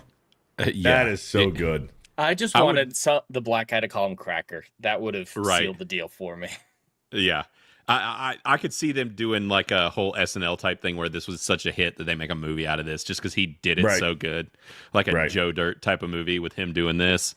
And he's got a movie that's coming out with freaking Theo Von and Shane Gillis that they're working on called The Diggers. And it is apparently Theo was talking about it and about him constantly having to say digger over and over in front of black people, and the whole thing is that it sounds like another word. And apparently it was difficult to film this movie from what it sounds like. I'll watch that. Right. Dude, that style of comedy needs to come back, man. It's so good. But the thing is, like, here's the thing, not to bring things down, but like everyone is kind of united in this Drewski bit that we all agree this is fucking great. This is funny because it's a black guy putting on white face. But if it were the other way around, you know, imagine if Theo Von went out there with a fucking afro and black skin, and Theo Von pretended to be a black guy, you know, going to a fucking, I don't know, to a Jay-Z concert or something, like, you know. That'd be hilarious. People would have something to say about it, though. Like, we think it's hilarious because we understand comedy. We have a sense of humor. But there'd be a lot of people who their entire, I guess you could even say, occupation at this point online, on Twitter, their job is to be offended at things. So they'd have something to say if another comedian went on blackface and they were going to a rap concert. But we're all united in thinking this is hilarious. We need to bring this back, man, because that was good. That was hilarious, dude. Yeah, I want to see a sequel to White Chicks with the black dude doing whiteface and Theo Von doing blackface. I think that would be hilarious. Yeah, them just do it together. That would be amazing. They're already working together anyways, like, clearly. So why not? Just have all do race swaps. We could have some Asian guys being something. I just swap everybody around. It'd be absolutely ridiculous and just make fun of everyone. It'd be freaking fantastic. It reminds me of the Dave Chappelle skits. I don't know if you guys saw clips from the Chappelle show back in the day, but when he played a blind guy in this skit who didn't know he was black, he was raised white, and he became the leader of the KKK. Yes. It was hilarious. Yeah. Dave Chappelle had some great stuff back in the day. He did. Lady Aaron D has a good point. They're mad about Sydney Sweeney's ballerina ad. Yeah, like they're mad at Sydney Sweeney not for doing anything except for just being hot. But they're mad at her because she has good genes for American Eagle. She's got good genes. Oh, that's racist. What do you say? Black people don't have good genes? No, that's not what we're fucking talking about. Look at 95% of the NFL and the MLB or in the NBA. Okay, obviously they have great genetics. That's not what we're saying. Yeah. They're bred athletes. That's not what we're saying. But if Sydney Sweeney's hot and she happens to be white, then let her fucking be hot. Could you imagine? You want to break the internet? You want to shut the entire fucking internet down? Sydney Sweeney does a comedy skit like this in blackface. Oh my god. Oh yeah, it would overwhelm all servers. Like X would shut down. There'd just be too many people on there freaking out about it. Some positively, some negatively. But yeah, that would be hilarious. Yeah, that would be absolutely wild. People's heads would absolutely explode. Oh yeah, I mean, the internet's getting shut down. Yeah.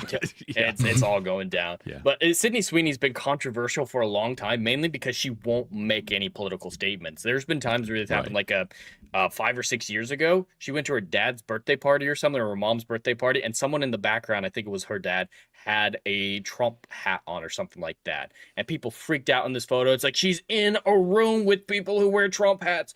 Oh my God. And they like lost their minds trying to cancel her. But she just said, hey, it was my mom's 60th birthday. I was happy to be there to celebrate her birthday with her. And that's all she said. And she that's has her handled biggest everything crime. so well. Yep. And how dare you support the president of the United States? Oh my God. It's only the country that we live in. How dare we support the guy? Hopefully he does well. Yep. Monsters. I know. All right, boys. Let's get a few super chats and let's get a tier list. Chad, we got a tier list today, and then we'll do Babe of the Week after that. Hell yeah. Trickies with a $5. Pay attention, Beardo. When being called fat on Tuesday's main event, someone often spells it fat with a PH, which we all know what that means, and it ain't an insult. It means it's cool. Yeah, you're damn right. I think it stands for pretty hot and tempting, actually. Beardo. Oh, it's an acronym. It is an acronym. Yep. Okay. As an old, I was around for that, and that is exactly what it stands for. So Trickies is just saying, that somebody... Yeah. He's onto something. Yep. He's onto something. Thank you, Trickies, for the 5. Nini says, not you, Beardo. Not me? I'm not even here. I'm ex-Beardo 5. The official Bro Island Glory Hole with a $2. Jed, I'd know that fire crotch anywhere. See you tonight. This is fake news. I've never been to Bro Island or any insidious place there, seedy, degenerate place there. Hey, look at his name. Look at his name. Yeah, well, Bro Island I mean, it's a whole That's what place. I mean. He's suggesting that there's something there. And it's like, I've not been to any such place. The glory hole is fake news. Bro Island is very wholesome, masculine. That's right. Right. I have testosterone. Mm-hmm. Thank you. Aaron Goldstein with the 4 months. No glory holes. We don't need them. There's boob holes where they put their jugs through the... Correct. Once a month, we do allow some broads on for about, I don't know, 4 hours, and then we send them back over. Yeah. They use the can holes, is what we call them. Correct. Correct. That's great. Aaron Goldstein with the 4 months says, Beardo, time to redeem yourself. Do the tomahawk chop right this time. Blaine, that was a bold take on Jaws. I respect it. Jed's black, and I miss Timu Pedro. He'll be back. He'll be back. He'll be back next week. Blaine, since you were talking about weapons, did you know the Pedro involvement in weapons? Dude, I'm so glad. It would have ruined the whole movie. Like, I'm so happy. And which also, I was not expecting it to be remotely as funny as it was, which being tied to the Whitest Kids You Know, that guy being the director, I laughed so much. Like, I cackled. I laughed at parts that people didn't even laugh at, but I know that you were supposed to laugh at them. It is absolutely hilarious. But yes, if Pedro had been in that, now honestly, if Pedro's in anything, I don't even really want to see it. Yeah. Like, it just, God, I saw somebody trying to say the other day that, like, the whole Pedro hate thing is complete propaganda and that it's all made up. It's so real, at least for me. I can't stand him. And he's never been in a real big movie that made money. All this stuff, like Gladiator 2, maybe sniffed a profit. Fantastic Four is going to go down as a flop. He's not a box office draw. But I need to watch Weapons now that you're saying that there's some comedy elements. But it's the best thing. COVID just justified its own existence by saving Weapons. All right, I'm going to say it. Right. We survived that era. Was Weapons a COVID movie? It was filmed during COVID? I don't think it was. No, it wasn't filmed, but it was delayed because of COVID. And originally, Pedro was attached to play Josh Brolin's role, but because of the delay, he wasn't able to make it anymore. There was a scheduling conflict when they came back, and that's when they brought Josh in. So yeah, COVID saved Weapons from starring Pedro Pascal. And yeah, that's probably why it was so successful. I can guarantee you, there's a strong chance it would have absolutely tanked if he had been. Oh, absolutely! So, like his other movies, like Eddington, I think made like $500,000 its opening weekend. He's got 3 movies in theaters right now. Can anyone alive name all 3? Who, Pedro? Yeah. Yes. Yeah. The only one, Fantastic Four. I don't know the other 2. Exactly. Oh no, the one with Chris Evans and the other bitch. Right. The romance movie. Don't know the name of it. Chris Evans and is it Emily Blunt? No, May. it's Dakota Fanning. No. It's the chick from 50 Shades of Grey. Oh, yeah. Fuck. It is. It is Dakota something. Johnson. Johnson. There you go. There it is. There you go. Yeah. Yep. Dan's right. Dan's right. They're trying. They're trying so hard to make Pedro Pascal a star, but you can't force these things. Yep. No. Well, he's a plant, man. Absolutely. He's a plant. Dude, I've only liked him in one role, Game of Thrones. That was it. Yes. Agreed. I It hate doesn't him in matter The how Last many of Us. times you call a man daddy. You can't make him a thing. I'm sorry. They're calling him Zaddy too. That's what TikTok calls him. I can't. Zaddy? Zaddy. Gosh. It's getting gross. It's weird. It's a little perverted. Yeah. I don't get it at all. But yeah, he was good in Game of Thrones for the few episodes he was in. Right. Who he is now completely recontextualizes when the Mountain takes him out. We all Right. switch sides. We're like, yes, Cersei. Right. Exactly. You did the right thing. Mm-hmm. And Peter Dinklage, he kind of makes us want to be on the other side of that argument as well. Right. Wasp with a 199 says, Blaine, why? I'm sorry, Wasp. I'm sorry. You know. John Ambler, my boy, with a 5 gifted Fear the Beardo memberships. Thank you, John Ambler, for the 5 gifted. Matt Frog with a 199.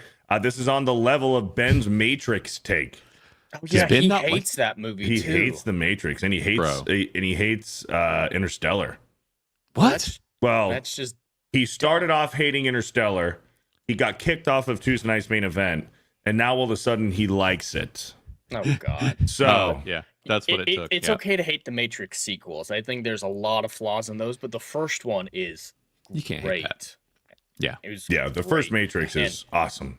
And Interstellar yeah. is a complicated movie, so I know a lot of people who say, "Hey, I didn't understand it, therefore it's bad." And I think that's a disingenuous perspective. But yeah, there's obviously legitimate criticism, but there's a lot of people who are just like, "I didn't get it, so it's bad," and that controls a lot of the narrative around the Interstellar hate. Because it does make sense. It's all scientifically plausible. Kip Thorne was working on that movie with them all day, every day, keeping the physics accurate. Wyoming Sasquatch with a 5 says, O'Reilly. Beardo parts. Yes, Jaws is dated, but it's still a meme, still a memeable movie classic. How Blaine feels about Jaws is how I felt about Tommy Boy.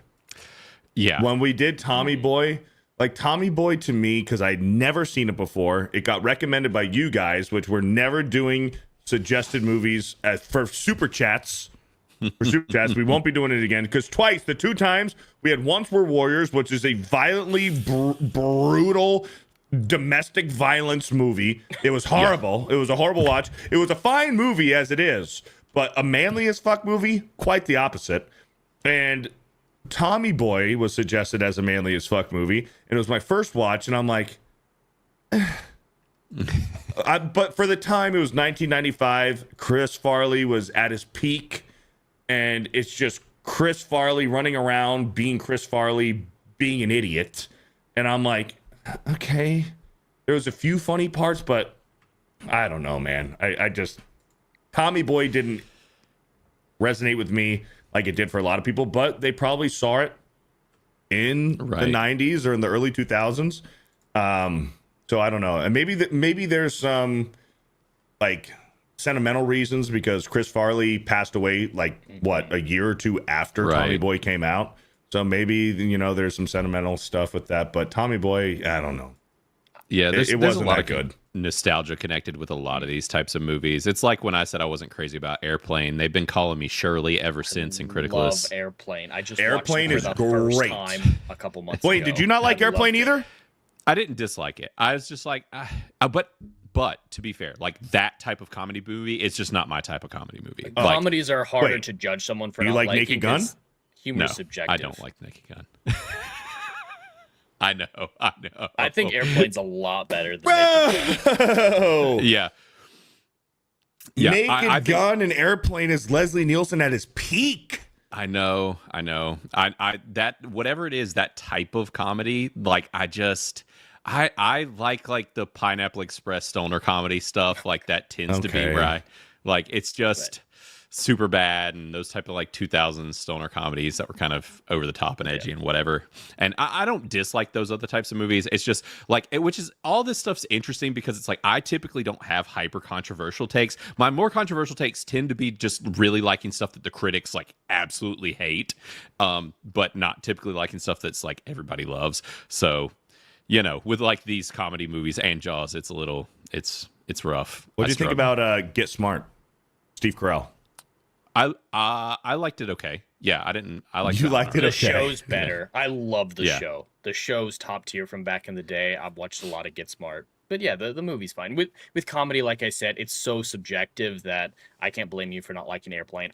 I have fucking loved it watching it for the first time, and stoner comedies don't work for me. But it's harder to judge someone. It's not like Jaws, where it's like, that's cinema, bro. Right, But, right. Yeah, with comedies. I think a lot of comedies suffer from their length, too. Like what you're describing with Tommy Boy, Beardo, is how I feel about a lot of movies. Like Conk on Earth. Did any of you guys see that Netflix show? What was it? I've never even heard of it. It's kind of a parody documentary, but not in the way of The Office. Like she's pretending to interview all these people about history, but she's a complete idiot about it. It's actually really funny in the clip. So I saw a ton of clips and I'm like, this is hilarious. I fucking love this. I want to go watch the show. So I go watch the show and it's just that same level of stuff for 8 hours, and it was just too much. So it sounds like that's what you're saying with Tommy Boy. Like McFarlane, he's great in clips. Like Van Down by the River, that clip is hilarious. I couldn't watch that for an hour and a half though. So I think that hurts a lot of comedians when their style is better for SNL or something like that. Blaine. Right. Yes. What Naked Gun are you talking about? Are you talking about the OG Naked Gun with Leslie Nielsen or the new one with Liam Neeson? So I did not like the new one very much at all. Yeah, I haven't did not seen like it the yet. new one. Okay, I did not like it very much at all. But I was just bored and didn't find it very funny. Everybody loved it. I know. But I didn't catch as much crap for that, just with it being like a remake sequel thing. But the older ones I think are okay. I'm just not like, oh, this is the best comedy ever. Now, I see a lot of people giving me crap worried that I won't like Mel Brooks movies. I love Mel Brooks movies. I love Blazing Saddles. I love Young Frankenstein. All those. It's more of the Spaceballs. Yeah, Spaceballs is solid. The like, Producers. Yes, Producers great. Yes. Like I like all that kind of stuff. Yeah, that's great. I think it's more of like the really slapsticky, like, I don't know, super like culture heavy stuff. No, I know. I'm sorry, buddy. That's how I feel about Jim Carrey. I don't love a lot of like Ace Ventura doesn't work for me. Oh, I love his Ace Ventura is drama great. roles. I love Truman Really? Show. I absolutely love Truman Show and Eternal Sunshine of the Spotless Mind. Ooh, I love that And, movie. It's like that for a lot of the comedians I know. Like Robin Williams, my favorite Robin Williams movie is Good Will Hunting.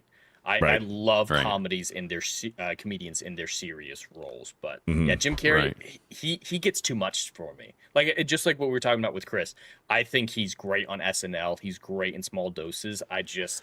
I can't take it for an hour and a half with that level. It depends on how far he's going. Like there's obviously the different levels to it. Like Me, Myself, and Irene is not quite as crazy as some of his other ones. Or Sonic, he's just a supporting character in that, so that works.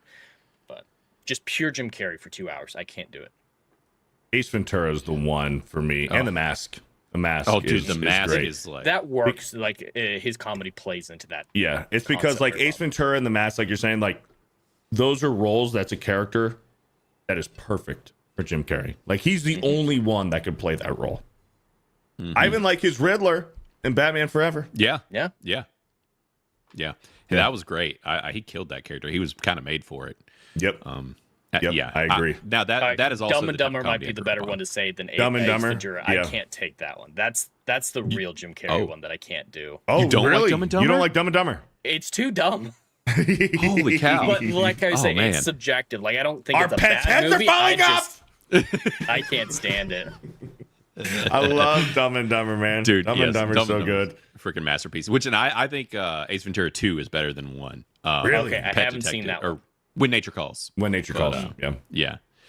Yeah, those were great. That's another, like, that was kind of my era of comedy coming up in the 90s and stuff. So it's like, you know, but yeah, it's just, like you said, comedy's so subjective, and horror. Comedy and horror are the two genres where it's like, there are going to be some stuff that you're just like, this is not my bag. Yeah. All right, boys. You guys ready for the tier list? Yeah, bro. You guys ready for the tier list? We were talking already a little bit about it. You guys know how much of a big Batman fan I am. This is going to be a short tier list. There's not too many entries on this one. This is live action Batman movies. Live action Batman movies. So we got Adam West, Keaton, Batman Returns, Batman Forever, Batman and Robin, Batman Begins, The Dark Knight, Dark Knight Rises, Batman v Superman, the theatrical and Ultimate Edition. Okay, I was about to ask about that. Yep, the Justice League, the Snyder Cut, and Robert Pattinson's The Batman. So our tiers go at the very top, huge boobs, very top, down to fuck, I'd smash, booty call, Hoggin, never, not even once. Okay. And we're just going to go left to right. The Adam West Batman movie, unfortunately, I have never seen this movie. Yeah, me neither. I've never seen it. I've seen the TV show. Right. I didn't even know that there was a Batman Adam West movie until today. Right. Yeah, So- I actually am in the same boat. I've I thought it seen was the the TV show show. plenty. So let's just say it's the TV show. We'll say it's let's the say show. let's say it's the TV show. Who wants to go? We'll go Blaine, Jed, and then I'll go last. Okay. All right. So the show, The show. I'd say, oh man, I'll say DTF. I love the old show. Okay, that's high. It is high. I'm I love it. surprised. Yeah, I loved it as a kid. I mean, it's kind of one of those things where it's like, how are we judging this, right? Where it's like, for me, nostalgia-wise, like, I loved watching it growing up.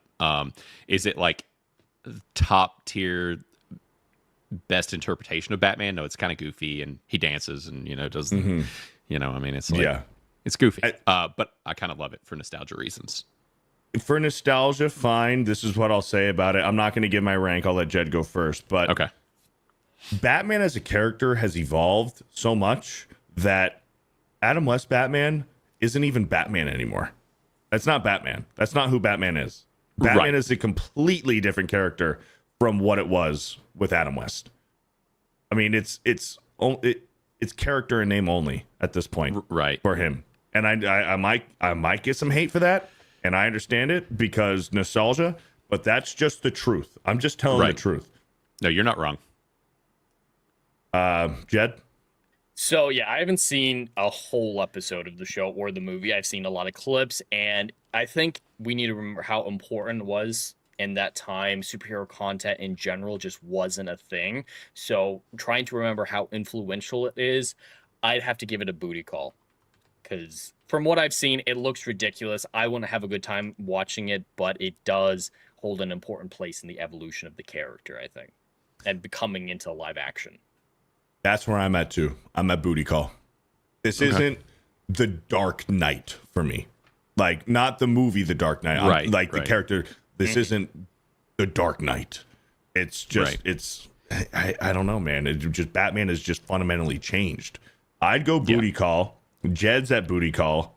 Yep. Blaine is at DTF. So What does if does we that put it at make the it end? I'd smash? Right. What if we keep it at the end of I'd Smash, and if something else pushes it down, we can allow it to go down to booty call? Okay, we'll keep it at I'd smash right now. Yeah. We'll keep it at I'd smash. Split the difference. And Yeah. you're right. You're right. Random Ray. No Lego Batman on this. It should But, be on it's here. live action. Live action. Oh, that's Right. fair. Also, like chat said, if you've ever seen the Catwoman from that original Batman series, Smoke she's show. baddie. Very hot. Yeah. Very hot. Yeah. Batman 89. I have expressed my feelings on Batman 89. I don't think it has aged as well as people think. I think a lot of people have the nostalgia goggles on for Batman 89. I still think it's good, but there's a lot of people who think it's the fucking second coming. And in my opinion, it's just not. But Blaine, you go first. Yeah, that one for me, I actually went back fairly recently, and I'm not as crazy as I used to be on it. I like it. we'll get to return soon enough, I guess. But I'd say, oh man, I'm in between like I'd Smash and DTF. I'm gonna say upper I'd Smash, and I guess that'll depend on where you guys come in. I respect it. Jed? So I'm actually very close on this one. I agree. It hasn't aged as well as some of these other stuff, like The Dark Knight has just aged perfectly. But with Batman, I love the Batmobile. I think it's one of the best Batmobiles we've gotten in live action, and it, like the TV show, it is instrumental in how superhero content evolved, and it's a lot of fun. Michael Keaton, I don't think is a great choice though. Honestly, I don't like his Bruce Wayne really at all. So I'm actually in the same spot with I'd Smash. I'd Smash. I respect it. Michael Keaton's Bruce Wayne is a fucking dork. He's a dork. He's a dork. He doesn't know how to talk to women. He doesn't know how to talk to Vicky Vale. He's not he's not this playboy. He doesn't have confidence, especially in the first one. He's just a fucking dork. And Jack Nicholson is the best part of Batman 89. He's Plain great. and simple. He is. Phenomenal Joker. I'm with you. I think Batman 89 goes in I'd Smash. The very front of I'd Smash. Okay. And we're all in agreement there? Yeah, absolutely. I'd Smash. Batman Returns. Yeah, that one for me. I love this movie. I think this movie's awesome. This is a what's the top tier? Is that big boobs, huge boobs? Huge boobs. Huge boobs. I think this is a huge boobs for me. I love this movie. I love it. Really? Yeah. Okay. DeVito is so ridiculous. Catwoman is one of the sexiest superhero / movie ladies, however you want to put it, of all time. It's this movie, it's awesome. I love it. Okay. Jed?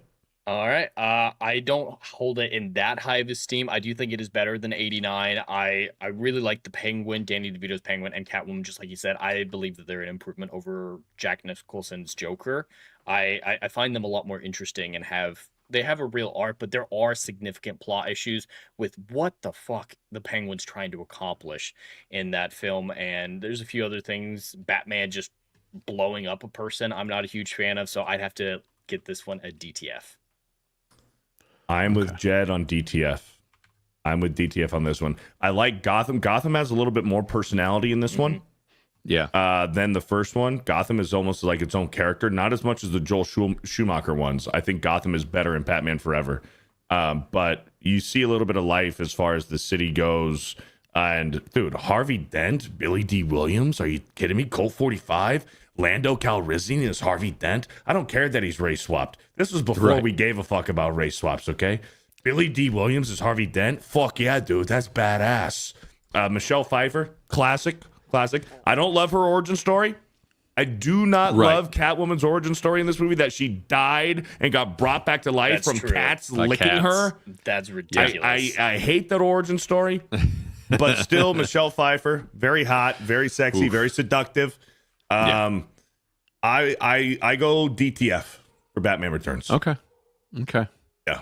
Well, people seem to be forgetting DTF is an A. That's a DTF really is an good A. score. They're acting Yes. like we gave it an F or a D They're or saying something. they're saying L take L. DTF is A. So huge boobs. Let me be clear. Huge boobs is S tier. DTF is A.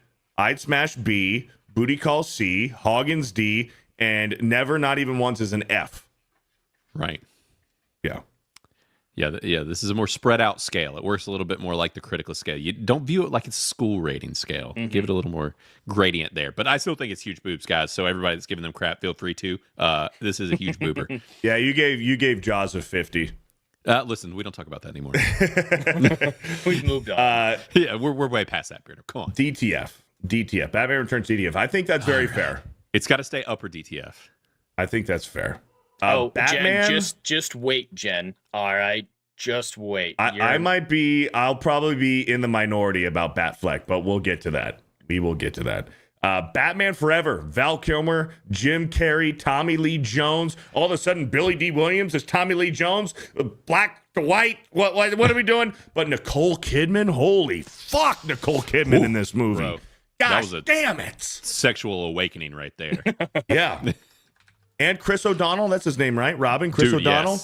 Yes. Solid cast in this movie, Batman Forever. Batman Forever gets a lot of unnecessary hate. I think Batman Forever is very underrated. Facts. Blaine, where do you put Batman Forever?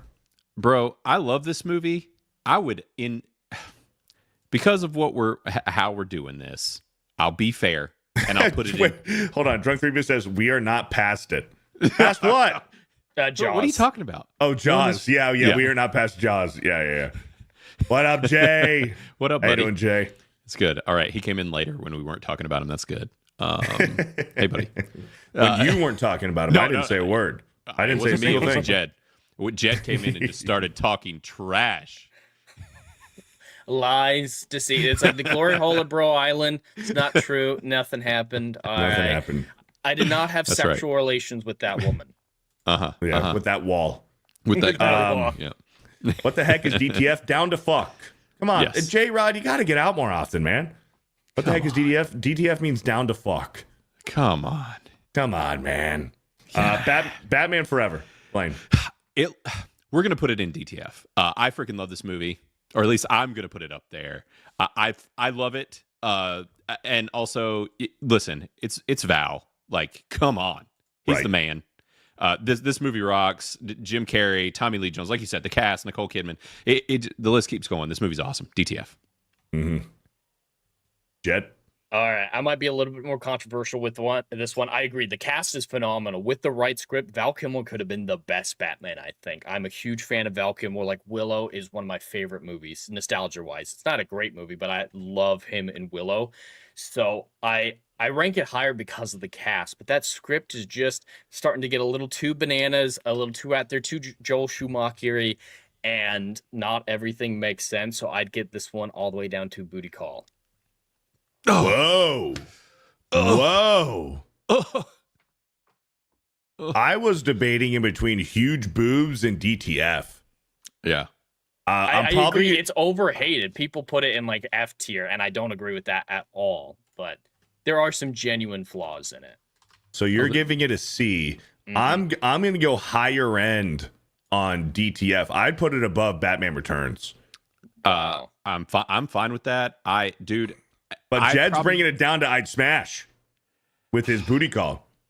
So where does it go in I'd Smash? Over 89? I mean, or people right are going to be smack dab in the middle? furious. They're going to be furious if we put it over 89. But I mean, I wore that cassette tape soundtrack slam out. All right, I listened to that thing for hours on end.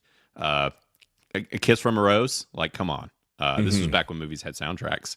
Yeah. So, yeah. I mean, I'll leave it up to you, Beardo, but they're probably going to riot if we put it above Batman. Great take, Beardo. 100% agree. Thank you. Yeah. I think that's a good spot for it where you have it right now. Right here in the middle of I'd Smash. I think that's fair. Yeah. I think that's fair. I personally, I'd do that. I'd put Forever over 89. I agree. But, oh, you agree? I'm there with you. I would put it there, but I know that they're going to riot if we do it. Jed, Batman Forever, over or under 89? I mean, it's your call. I think 89 is better than it, but Jen's pissed. Jen's pissed. Why? Why? This is the definitive Bro Science Batman live action movie tier list. We don't make mistakes around here. That's right. No mistakes. We'll keep it here. We'll keep it here. We'll keep it here to keep the chat happy. And remember, chat, this is you guys, since we're doing a tier list, this isn't a knockout bracket. It's a tier list. We can be influenced with super chats. That's right. We can be influenced with super chats. $10 or above, $10 or above, we can be influenced. That's right. Batman and Robin. Batman and Robin. I'm not even going to say anything. Blaine, go. All right. So listen, this movie also for the nipples alone should be in huge boobs. I mean, there is so many nipples in this movie. Like, where else would you put it? Come on. I loved this movie as well as a kid, but I also realized that it is worse than Forever. It is definitely a worse movie, but like, there are some things that I still love about it. And I mean, Arnold's lines alone in this movie. I'll send you back to the Ice Age. Dude, they're so good. Like, we could quote it forever. I went through a spree where I was just posting pictures on Criticless of all of their suits saying don't forget the nipples, like everywhere all over the app, because it's just great. But I realize that it's worse than Forever. I'll still put it in Ice Smash and I don't care. Whoa! At the end of it, I'll do it. I know it's bad. I know this. I completely and totally acknowledge that this is a bad movie. Clooney is a terrible Batman, but I love it because it is bad. And I'll say this. I love Gotham too, by the way. I want to say that Gotham in this movie and how wacky and over the top and just like colorful and bright. It was just had so much character. Like, Schumacher's ridiculous, and I appreciate it for that. That's the one thing that Joel Schumacher did, was give Gotham life in these movies. I will say this about Batman and Robin. Bane, this is a better Bane than Tom Hardy's Bane in The Dark Knight Rises. It's actually Bane. At least it's Bane. It looks like Bane. It's Bane. I don't know what the fuck Tom Hardy was playing in The Dark Knight Rises, but it sure as shit wasn't Bane. No. Whatever that character was. Give him a different name.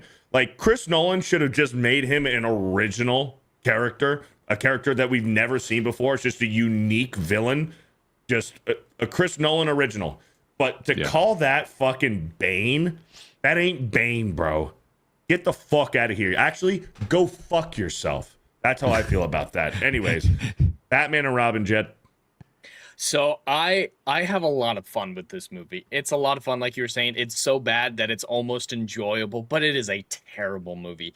It is awful. It doesn't make sense. The lines are over the top. This went from being a movie for teenagers to a movie for toddlers. All right, it's so god awful, but I enjoy it a lot. That's why I think it fits into what I imagine hogging is, where it's like, you're going to do it, you're going to have a good time, but you're going to be really ashamed of yourself for doing it. So I'm going to put it in hogging. I'm with Jet. I'm putting it in hogging. Hey, I'm putting it in hogging, man. I didn't want to be too harsh and say never, not even once, because you need to watch it at least once. Oh, so it's hogging. And I mean, which I think I'm older than both of you, but it's like when this came, I know I'm older than Beardo at least. When this came out, I was like 9 years old. Imagine watching this movie at 9 and just being like, it's a good age, yeah. Like, it was freaking the perfect age to watch this film, and it just seems so awesome. And then you got Uma Thurman, looking like a fox, and she did Alicia look good. Silverstone. Like, she was just, we finally got Batgirl, and she's looking hot. Like, it was great for me back then. So I never thought Alicia Silverstone was hot. She's got a big head. She does. Her head is large. She's got a massive noggin. Yeah. Big dome. Blaine, me and Jet are both in Hagen. You put an I'd smash. Do you want to rethink your your placement here? I mean, listen. We can put it in Hagen. I'm not going to be mad as long as it stays in at least upper Hagen. I'll be fine. I'll justify it. Hagen. I'll sit with it. I think Hagen's good. Hagen's good. That's fine. Here we go. Now we got a good run here. Well, for the most part. Blaine, since you were mentioning if you were the oldest one here, let's just say this is the first Batman film I was alive for, the one we're about to talk about. Oh, wow. So, okay. So, I'm geriatric. All right. Great. Batman Begins. Blaine. Okay. These Nolan movies, things are going to get controversial for me. Oh.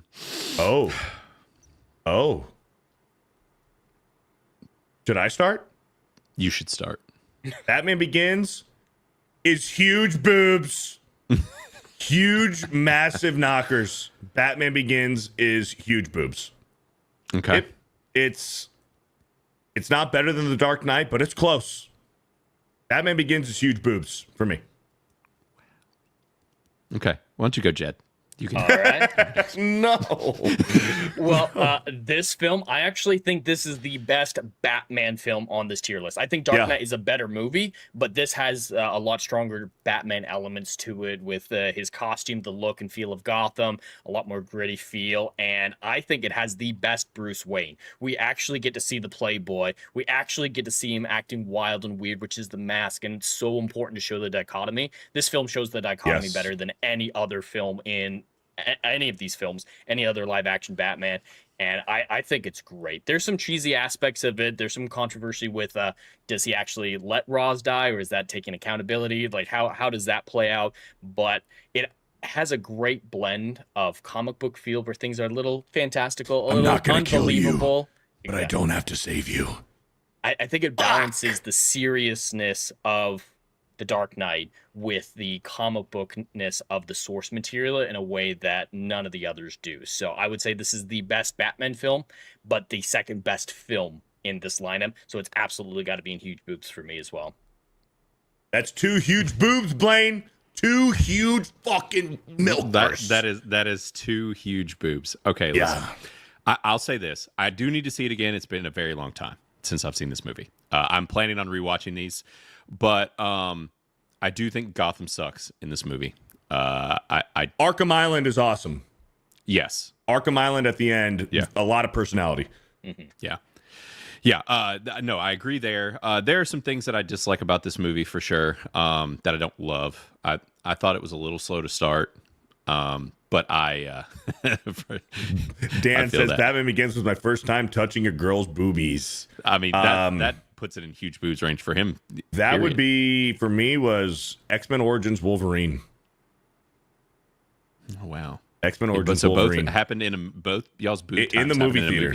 I'm movie jealous. theater. Yeah. That's a good movie to do it with because you don't really want to pay attention to X-Men Origins Wolverine. So you get the big explosions, the fun stuff, and then you are distracted. I had to see the movie twice because the first time I didn't even watch it. Right. Yeah. Yeah. So I'd put Begins and I'd smash. Damn. Yeah. I'll put it above everything that's there.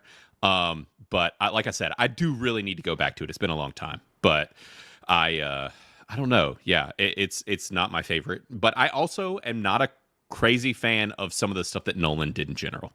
I didn't like the militarized Batman aspect. It felt like his series deviated too far from some of the fantastical elements of it, but and just made it almost too grounded for me. But I'd say the highest of I'd smash, but I know you're both huge boobs, so we're both huge boobs, so that's going to put it at the very front of DTF. I think so. Yeah. Definitively, unless Blaine fucks up, the Dark Knight is huge boobs. It's huge boobs. Huge boobs. Do we even need to talk about it? I mean, Jed, if you want to talk about it, we can talk about it, but it's huge briefly. boobs. Gotham doesn't have a visual aesthetic to it that makes it feel like a character, but it's treated like a character. I love the living, breathing aspect of the society being an integral part of the story, especially in the third act with what are they going to do with the bombs. And yeah, it's one of the best written movies of all time, top tier Christopher Nolan, and he's one of my favorite writers and directors. So yeah, huge boobs all the way, man. Yeah, that's a good point. That's something that people don't talk enough about with the Dark Knight, with the ships when they're evacuating civilians and they're evacuating the criminals, and they're both given bombs to destroy the other ship, and if they don't, then both ships blow up, and you see the contrast of the civilians wanted to fucking blow up the criminals more than the criminals wanted to blow up the civilians, which is fucking crazy. That's my favorite sequence in any superhero movie. It was awesome. We're not even worrying about Joker versus Batman. We're worrying about these random ass people on these ferries, and I love it. Yeah. Now I will say, and we haven't mentioned, but Maggie Gyllenhaal alone almost puts this in Never Not Even Once. Just thinking about her being in this movie. Yeah, that was a downgrade from Katie Holmes. Fair point. If this movie gets any dings, it is literally just for that alone. That's my review on Criticless. I gave it a 99%, and I said minus 1% for Maggie Gyllenhaal. That was my review on Criticless. Yeah, appropriate. Nothing wrong with that. So yeah, but huge boobs still. but also Yes. minus some points for Maggie. Did you guys ever catch the Batman 89 Easter egg reference in The Dark Knight? I don't think so. It's at the very end of the movie when Joker disguised his henchmen as doctors, and then he put the doctors as the Joker henchmen. So Batman takes them all out, goes up to the top of the building, and it's Joker and Batman fighting at the top of the building, and they're fighting, and you hear Joker say, "Oh, of all the familiar places." Oh. Because in 89, they fight at the top of the roof of the skyscraper. Yeah. Okay. And you hear Joker say, "All the familiar places." That's awesome. That's pretty good. I didn't know that.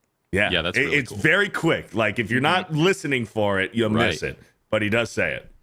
That's awesome. Huge boobs. Huge boost. Huge boobs. The Dark Knight Rises. The Dark Knight Rises.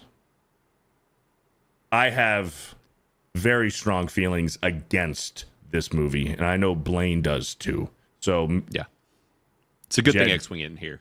yeah. That's all I gotta say. Yeah, thank God. Thank God X-Wing isn't here. But I think he does it. I think X-Wing does it because I hate it so It's some much. spite. It's spite. I don't think he genuinely balance thinks it it's all out. that great. Yeah, I think he does it against me, is what I think it is. Jed, why don't you start with Dark Knight Rises? Well, I do have to admit, I have a bias going into this film. I absolutely love Chris Nolan as the director. A lot of my favorite movies are the ones from his catalog. So I do have a natural instinct to like this movie more than the average person. But at the same time, I can admit there's a lot of issues with it. The whole third act is just bizarre. But there are moments of quality. Still love Christian Bale in the role. Anne Hathaway's Catwoman is incredible, in my opinion. Talia, she's not Talia, is she? Which Al Ghul is she? She's Talia. Is It's she Talia, Talia? Okay. yeah. I Yep. thought it was her sister.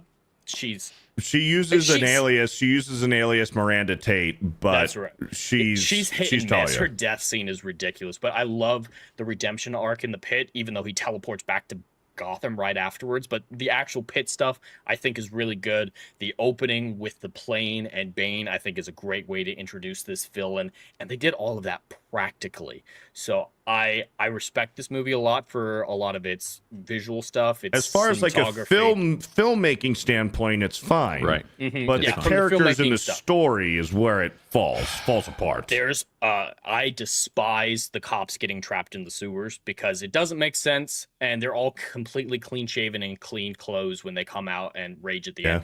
You can't lock down an entire sewer system that easily, and why would you deploy all your cops all at once? So there are significant issues with it, but also great things about it, like the pit scene. So I'd give this the bottom of the I'd smash tier. Okay. I'll go next. Okay. Bane is fucking terrible. Bane is fucking awful. It's not even Bane. I've said it before, I'll say it again. I don't know what character this is. I don't know who this is supposed to be. It'd be better if this was just an original, unique character that Chris Nolan just created for this movie universe, because it ain't fucking Bane. I'll tell you that. Anne Hathaway, Catwoman, smoke show. I love Anne Hathaway. Anne Hathaway is fucking hot. She's fine as Catwoman. She's fine. The pit scene, sure, it's motivational, but let me perform fucking a spine surgery on you by punching you in the middle of your fucking back to put your vertebrae back into place was fucking retarded.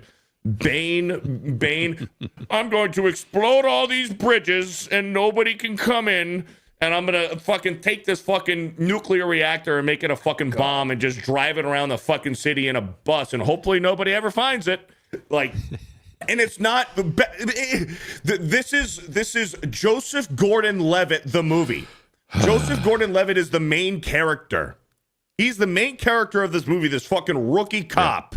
Okay, and then at the very end, they try to give you a fucking little fucking. They try to give you a donut at the end of a fucking stick, and they're like, oh, you should use your real name, Robin. Vomit in my fucking mouth. Disgusting. Dude. Yes. Terrible. Okay, yes. You should be ashamed of yourself. Like, the movie from beginning to end is trash as far as storytelling goes. I'm with Jed. Some of the cinematography and as far as the movie making process goes, looks great. It sounds great, but fuck, terrible, bro. It's fucking terrible. I put this in the low end of Hagen. Never, not even once. Fuck this movie. I hate it. I hate it so much. I saw it in theaters, and I left furious. Literally. Opening night, I was just like, I hate this. The Robin thing about made me want to yeet out of an open window. Like, this movie actively made me really mad, especially coming off of Dark Knight, because it was so good, and I was a little lukewarm on Begins, and then Dark Knight, I was like, okay, this is top tier, like he's got me. And then with all the story stuff that Beardo pointed out, and just the character assassinations of all of these characters, how they handled it, how they handled Catwoman, all of it, and then to throw the Robin thing in there, like, I was just over it by the end. I have literally not seen it since opening night in theaters because I hated it so much, and I've refused to go back. I don't know. Maybe I would feel better about it now. I don't know. Maybe I'd at least bring it up to Hagen, but because movies have fallen a long way since this one. But by this point, also, I'd gotten over like I said, the militarized Batman aspect and some of that as well. I really did not like Christian Bale by this point as Batman, and his like, you can't understand anything he's saying. It really got on my nerves, and so yeah, this movie, I do not like it personally. So where are you putting it? Never, not even once. Never, not even once. So we got an I'd smash, Hagen, and never, not even once. So that means Hagen. I'd smash, Hagen, never, not even once. Hagen, right in the middle. That's fine. I'd say the never, not even once outweighs the booty call. It hurts me that it's below Batman and Robin. I'm fine leaving it at Hagen. What are you thinking, Blaine? What are you thinking, Blaine? Above or below Batman and Robin? I mean, personally, I would choose to watch Batman and Robin before I would watch this, because I would at least laugh and have fun at Batman and Robin. But I understand it. It's a better made film. So, and we got to throw Jet a bone here. I know he likes this. And, okay. So to be fair, since we're jumping over booty call, we got to I'd smash Hagen, never, not even once. So we'll put it top end of Hagen. Yeah. Top end of Hagen. I had to see this movie twice in theaters because I was so disappointed the first time I watched it. I thought something was wrong with me. I needed to go see it again because something didn't click with me. I thought I was broken. And then I saw it again and I was like, no, I was right. Trash. Yeah. Trash. It is. It sucks. Fuck. I just, in all of the good hype and the goodwill that Chris Nolan had with Batman Begins to The Dark Knight, and I know, to be fair, that The Dark Knight Rises, the movie we got, was not supposed to be the movie that we were supposed to get. Like, there was almost an entire script written for the sequel to The Dark Knight with Heath Ledger and the Joker in it. And there was even some, like, behind the scenes stuff. Like, they already had concepts and stuff getting ready. Like for the third movie, and then Heath Ledger died, and they had to completely rework everything because what? And the Dark Knight was 2008. The Dark Knight Rises didn't come out till 2013. Yeah. So that's a long time in between them. So they had to redo everything. That's why it took so long, and you feel it. There's the Ledger portion, but I also feel like Chris Nolan was done with these movies. He got what he wanted. The Joker was the character that he loved writing, as you can clearly see in The Dark Knight.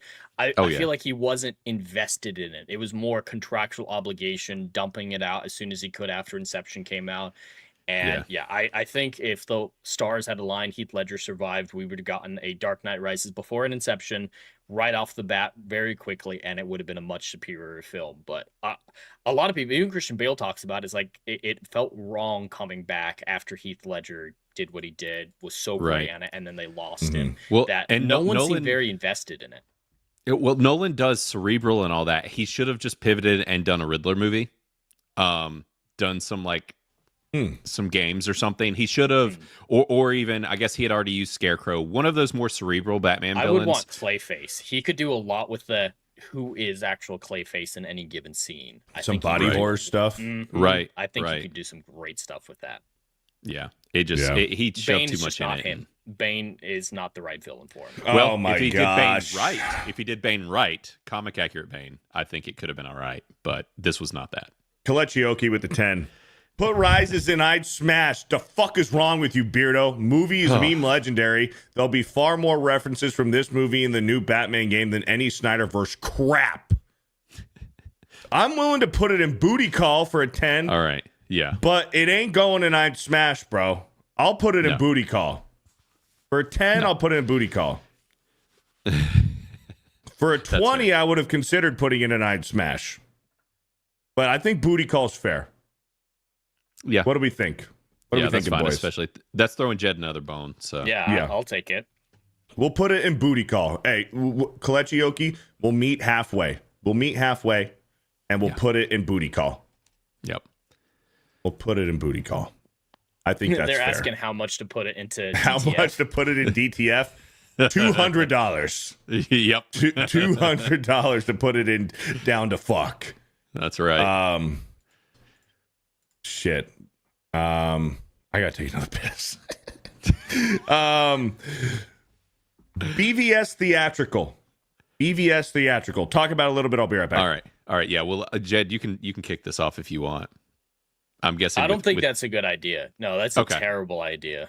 I doubt any of us are going to be super high on this. Now, granted, we do have the Snyder Cut coming up after this of this movie. Now, my opinions are going to vary drastically of the original cut versus the other cut. I'd say it's probably, personally for me, this movie's probably like a Hagen status because I've seen it since. But and because Batfleck is so good, I love Batfleck. I think that his casting was great. The suit was awesome. There's still some really solid Batman scenes. I'm not in the whole hate train of like Batman doesn't kill, all that stuff. None of that really bothered me. But the Martha stuff really hurts this movie a lot. The stuff with Lex was, because that was where this was introduced, right? Was the Lex stuff? The Lex Luthor, yeah, was in BVS. Not great, real bad. But this movie, I don't think is the worst movie on this list. But it is not good. This is probably going to be a Hagen for me, I think. Because it's I'd watch it again, but like I said, there was some stuff in there I liked, and we'll get to the other version, I guess, after this. But Lex was horrendous, really bad move. And I am also somebody who loves Man of Steel, and I was happy to see that character back again. And I love his Superman and all of that. But there were some huge mistakes with this film. It is, as like Spider Cloud is saying in the chat, it's very terribly written, and that's one of my biggest things with Snyder. Is just that they need to take the pen, the typewriter, whatever he uses, out of Snyder's hands. That dude needs help when it comes to writing. Beardo is so unprofessional. Why? Because I had to go pee? What do you want me to fucking do? Piss my pants? We need to get you a bottle, the Beardo bottle. Beardo bottle. All right. So what did I miss? Yeah, so I was just saying with this movie, it's not, I don't think, necessarily the worst on this list quite yet, but it's bad. We have to remember this is theatrical. Yes. BVS Right. theatrical. Exactly. There's some things that I liked a lot about this movie, but there's a lot that I hated. This is at least probably a Hagen for me, but I do love Batfleck. I think that he is still, to date, the best overall Batman. Thank you.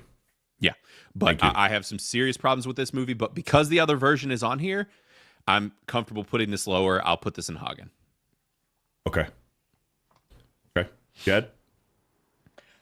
I'm on the fucking hate train when it comes to this movie. I despise this film with all of my being, and it's gonna get worse when we get to the extended cut. But yeah, the script doesn't make sense. It's devoid of any quality whatsoever, in my opinion. It's all spectacle and no substance. Yeah, it's a pretty film, but the scenes don't connect. The motivations are bizarre. Batman gets fucking fan mail. That might be in the extended edition, but he doesn't think, hey, maybe I should look into the guy who's sending me weird, creepy fan mail. I'm the best detective ever.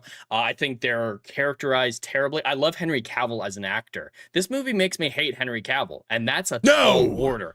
And I do agree. Batfleck looks really great. I really like his costume, especially the one in the third, the end of the third act. Not really a big fan of his armor suit, but it's fine. It serves its purpose.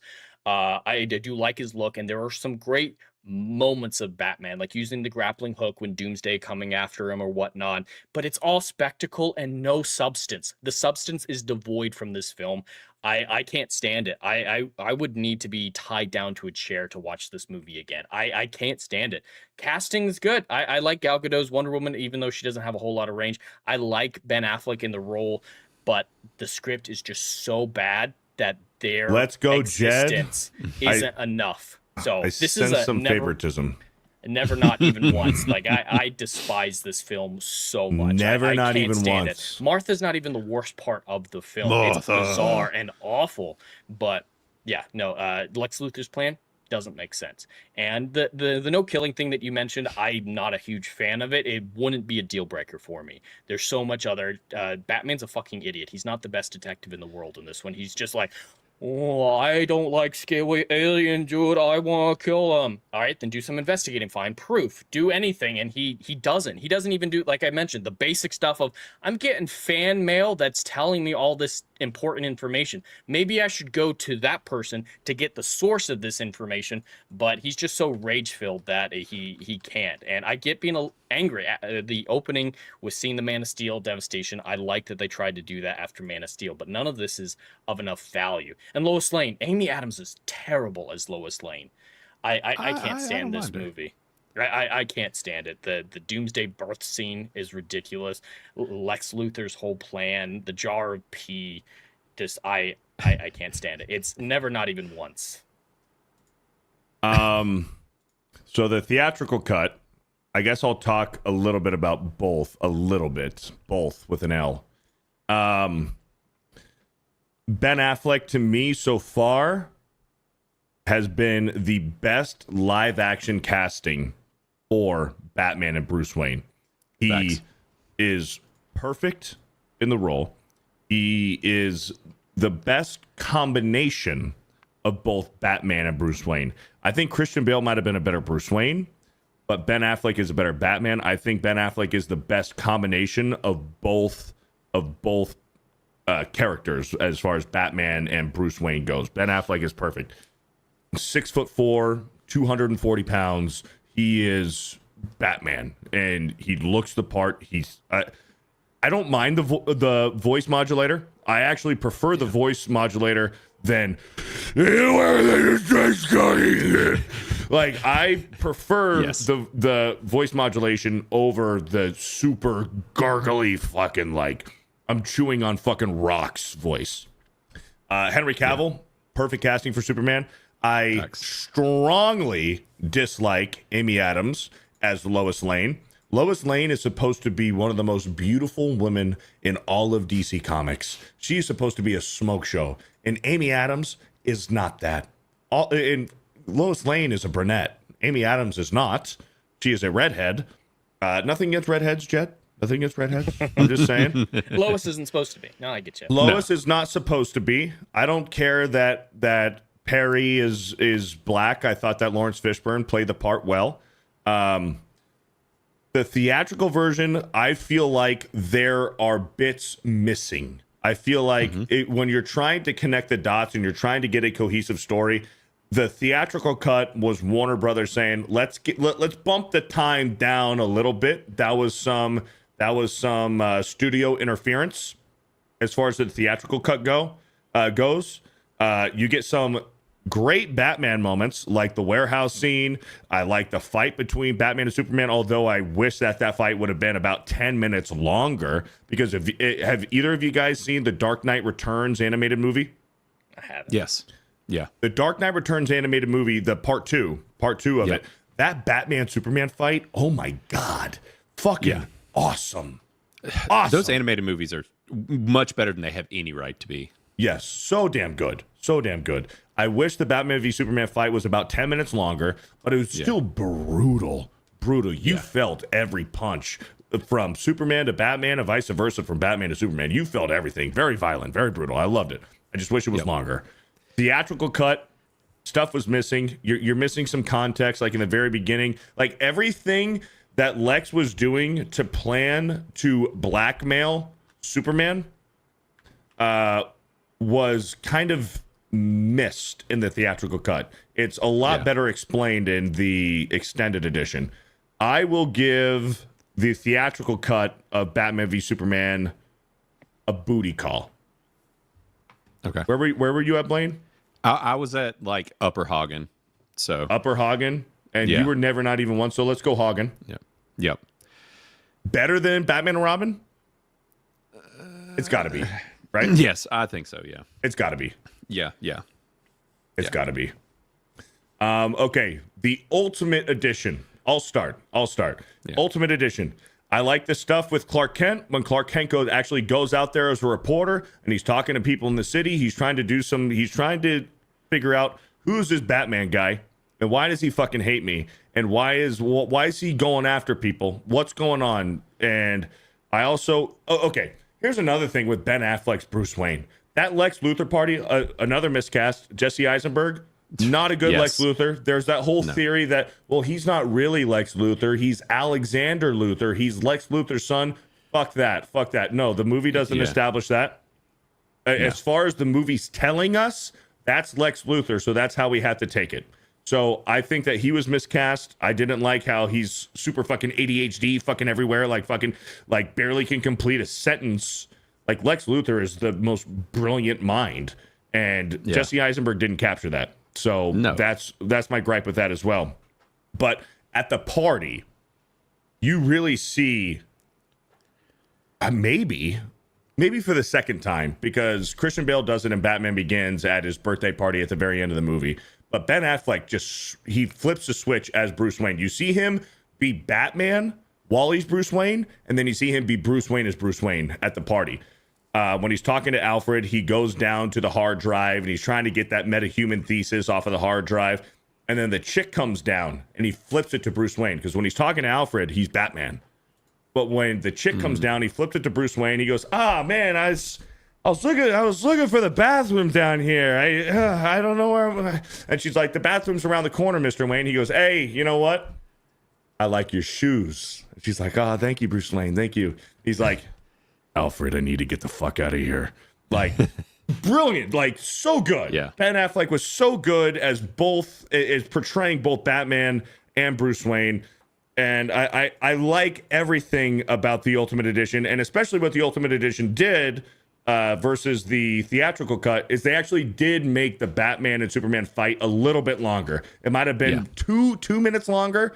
Still not what I wanted, but I really like the Ultimate Edition a lot more than the theatrical cut. I would put BVS Ultimate in I'd Smash. I was going to go DTF. Fuck. I would put it lower end of DTF. That's insane. I'd put it lower end of higher end of I'd Smash. I'd put it in I'd Smash. I'd Smash. It's an I'd Smash for me. Official I'd Smash. Blaine, go for it. I'll help you. I'm going to put it in the same exact zone. I actually like this version quite a bit. I'm a huge Frank Miller Batman, and that's a lot of the inspiration that they kind of pulled with the vibes of. I literally have a freaking Frank Miller Batman tattoo on my leg. Like the vibe of that style, I freaking love it. All the stuff you said. This movie has a lot more meat on its bones, makes a lot more sense. It's a lot more cohesive story. I love the Batmobile, and just all the action scenes are great. I think that I like the style and the dark grittiness of this movie, and I like that version a lot more. I've seen this movie quite a few times, and I dig it. So I'm upper I'd Smash as well. I'm there with you. Mm-hmm. And I know that Jed's about to bring us down. And so, Jed's about to put, again, never, not even once again. Yep. I apparently am in the minority when it comes to the Ultimate Edition. I heard for years that this version was better, that there was stuff of value in it. So finally, for the first time a few months ago, I watched it for the very first time, the Ultimate Edition. And I've got to say, I fucking hate it more than the theatrical cut. It's 30 minutes longer. Why do I want more of this crap? And the added storyline about how, framing Superman for shooting people makes sense because we've got this lady who, her witness testimony in front of the Senate that's supposed to clear up everything about that not making sense is, hey, I heard some ladies who told me that it was Superman. It's not even a first-hand account that's supposed to fix everything. And the whole like, Lex Luthor's mercenaries, they got their special magic bullets from him, and he's the only one who could possibly make them. That's so retarded. All right, that is dumb as fuck. Why would you, if you're trying to frame Superman, why would you use bullets that can only be drawn to you and then shoot people? There are ways that you can fake a Superman killing without, well, I'm going to shoot you with guns that can only be from me. And yeah, just it's more of the same. I don't get enough Bruce Wayne. I see that scene that you're talking about where he talks about going to the bathroom, Beardo, but I just don't think there's enough Bruce Wayne to really see anything besides those moments. When he's talking to Diana at the ball? Even at the ball, I can't. I'm not a fan of the ball scene. I loved it. I like it too. I'm not a fan of that whatsoever. I don't like any of the additions. The theatrical cut at least was done sooner, and that's the only good thing about the theatrical cut is it's shorter than the ultimate cut, but it's the same problems drawn out with worse details. I think it actually makes less sense that there's this witness who wasn't even a witness, and I can't. I will never watch the ultimate cut again. You tie me down to watch the theatrical cut, that might work. You would have to full Clockwork Orange my eyes to make me watch the ultimate edition again. It's never, not even once, below the theatrical cut. I can't stand this movie. Wow. I think it's one of the worst superhero movies ever made. The new Superman movie is better than both of these. God, there's no way. There's no way. Man of Steel is better than the new Superman movie. Well, yeah. Man of Steel is, because that movie's great. No, these movies are James Gunn Superman is not better than BVS. Oh, that's crazy. 100%. It's 100%. No. Blaine. Yeah, I'm there with Save you. me. I'm there with you. I'm right there with you. Now, granted, I'm not one of the people that hates the new James Gunn Superman movie, but it's Man of Steel is like one of my favorite superhero movies ever. So, Man of Steel is like a totally different conversation. But and I love the incorporation of all of that in this movie. I think that the director's cut of this movie is fathoms better. It's what they should have released. They made a mistake, but I also get why people don't like it. It is long and all of that, but still, I'd smash. I like this movie. I'd smash too. And I was on the fence of DTF, and after Jed's take, I wish I would have went DTF to keep it in I'd smash. But he went never, not even once. We're both in I'd smash. Never, not even once. Never. So that brings it down to booty call. Booty call. It does. Better than The Dark Knight Rises. 1,000% better than The Dark Knight Rises. Yes. Dark Knight Rises should be all the way over here. Yes. Yeah. All right. Now this is where it gets interesting. It gets interesting a little bit right here. Yeah. Justice League. The theatrical version of Justice League. The Justice League. Who wants to start? I'll start. Yeah, go ahead. I'll start. Never, not even once. This is my first never, not even once. Yay! Studio interference, and I understand a lot of people have forgotten about this or didn't realize Zack Snyder had a tragedy in the family. His daughter, unfortunately, killed herself during the production of this movie. They had to bring in Joss Whedon to finish it. Joss Whedon had a whole bunch of rewrites, CGI mustache Henry Cavill. They redesigned Steppenwolf. It was like an hour and 58 minutes. Like they trimmed this movie down by half. Horrible production hell. Joss Whedon was very verbally aggressive towards a lot of the cast during this. Horrible. I will never watch the theatrical version again. Never, not even once, in my opinion. Yeah. You can go ahead and keep it down there. This movie's dog shit. I hate it. It's terrible. You're like, let's make it bright and colorful and change everything about the Zack Snyder-iness of it and remove it and just make it Avengers, except for with DC characters, and just rework this whole thing. It was a huge studio mistake, like you said. All of the things. It's terrible. Never, not even once. This movie blows. Yep.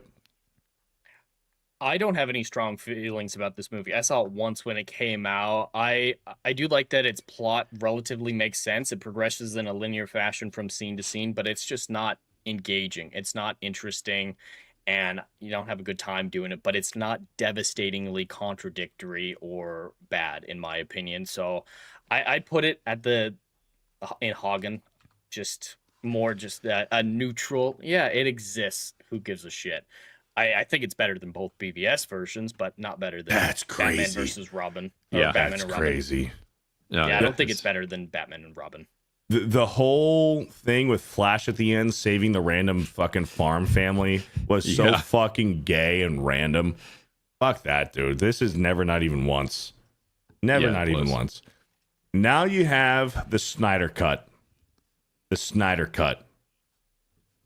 I was so damn excited for the Snyder Cut. I remember exactly where I was. It was St. Patrick's Day. It was St. Patrick's Day. I didn't go out.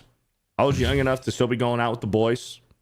I didn't go out. I stayed home for this movie to drop on HBO Max.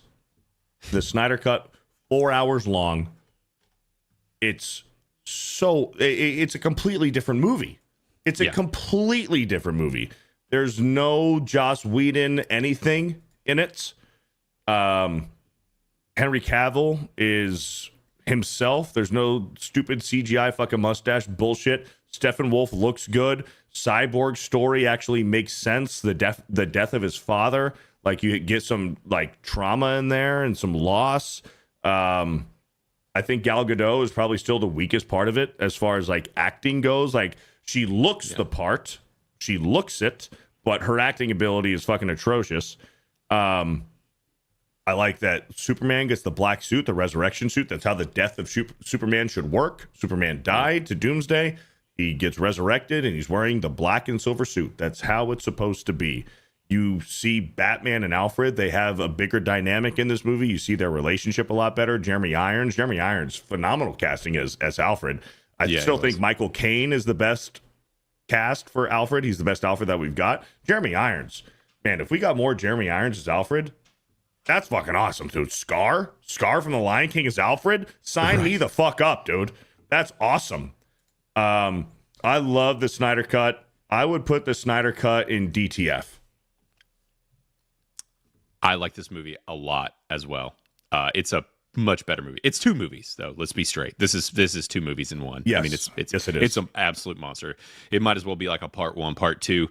Even with like the Flash introduction stuff, like, you know, love or hate his Flash, like at least he had time to become a character in this movie and make sense and work. And he was at least some comedic relief and whatever. In the Justice Cut, it was, oh God. Yeah, I think this movie's really solid. I did the exact same thing, Beardo. Waited around, was super excited, made sure I was like watching it first thing that day, turned it on right away. I think this is a really solid movie and was everything that he was building up to. I put it in DTF as well. I think that this is a really solid movie. Hell yeah. And real quick before Jed goes, the Flash in this movie actually has an arc. He actually has an arc. Dude, they all fucking die. They fail. The Justice League fails. Yeah. And the Flash is out there. He goes into the Speed Force, rewinds time, and warns them and gives them a second chance to do it right. That is fucking cool, dude. That's the Flash. Awesome. That's one of the Flash's best superpowers is having the Speed Force and being able to time travel, and we get to see that shit. Although Ezra Miller's his running looks weird.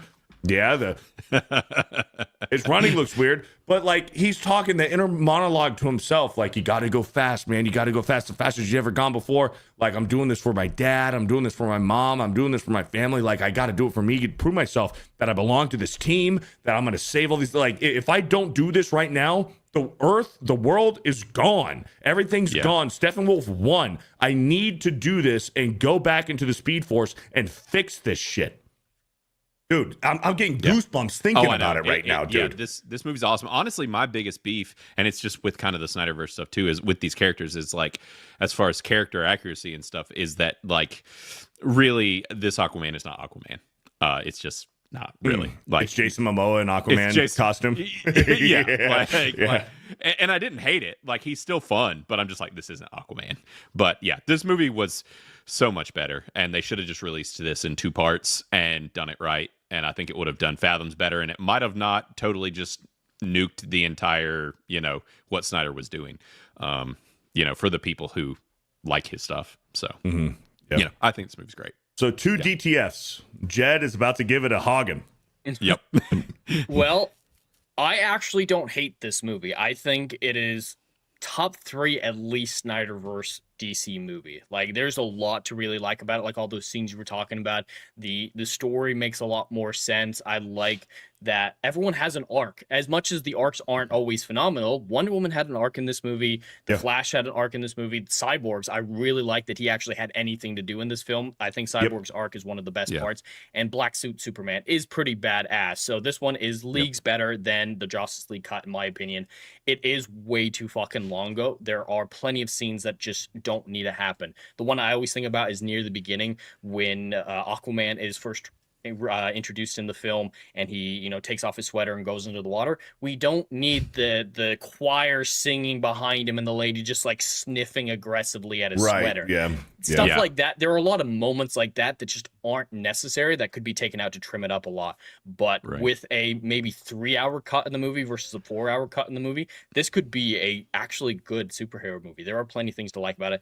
The intro Flash scene I think is a little ridiculous, like with the car crash and that Iris West aspect of it, but there are things to like about this. There are improvements made.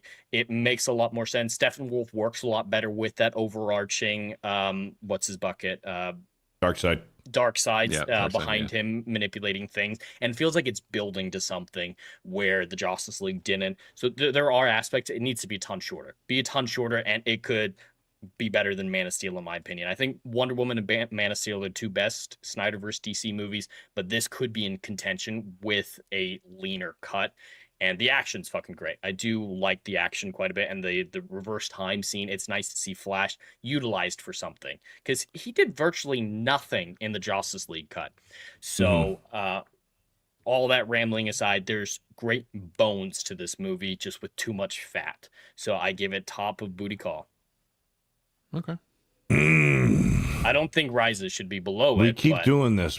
I know we do keep doing this. I think with one in between. So it's like we got 2 DTS and a booty call. So so it goes to I'd Smash, but where on I'd Smash? I'd probably put it at the top. Or is it at the very end of DTF? Right. Like, what do we do? Are you upper booty call, Jed? Is that right? Yeah, upper booty call. The music. Upper booty call. They overdo Wonder Woman's theme in that movie, her new theme, but that theme is really good. That's the other thing about all the Snyder stuff, is all the themes for each character are so phenomenal. And the way that he pulled them all into this one big score, like, hell yeah. And the Man of Steel score, I can't hear it without getting fucking cold chills every time it plays. It's so damn good. Yep, absolutely. Shit, there was another thing I wanted to say about this that Jed was talking about. Oh, it was Steppenwolf. Steppenwolf in the theatrical, in the Justice League, Steppenwolf almost had no motivation. Like, he's just like, I'm going to take over the Earth. I'm going to get the fucking, the anti-Earth. The anti-Earth. equation. Yeah, the anti-Earth with the mother boxes and stuff. Where in the Snyder Cut, he's doing it to prove himself to Darkseid. It explains, like, I'm doing this to prove myself to Darkseid, because I don't know if you guys know this, in the comics, Steppenwolf and Darkseid, I think they're brother-in-laws. Steppenwolf is married. They're married. Steppenwolf is married to Darkseid's sister, I think, in the comics. Chat will correct me if I'm wrong, but I believe they're related somehow by marriage. I don't buy Darkseid for getting what planet he left the anti-Earth equation on, but that flashback scene to the ancient Greek gods, the Green Lanterns all fighting Darkseid's forces, that sequence is great. The trailer for the Snyderverse is one of my favorite trailers ever. I love the way that they used Hallelujah, or whatever that Beatles song was, and in the black and white. I love that trailer a lot. And even when who was it that had the vision? Oh, it was Batman. Batman had the vision of them all dying, and they gave Wonder Woman the proper, like, Greek, like, burial when she had the coins on her eyes and stuff. Like that was cool. Yeah. I mean, So what are we thinking? Killing off the Justice League was bold. Yeah. Top in the front of I'd Smash, better than 89? I'd put it there. I think I'd put it there too. It's a good balance between us. Yeah. Okay. Lady Aaron D says, I'm offended by this tier list, not gonna lie. Why are you offended? What part about it are you offended about? 89? 89's overrated, bro. I 89 think is 89 overrated. is better than the Snyder cut. Hmm.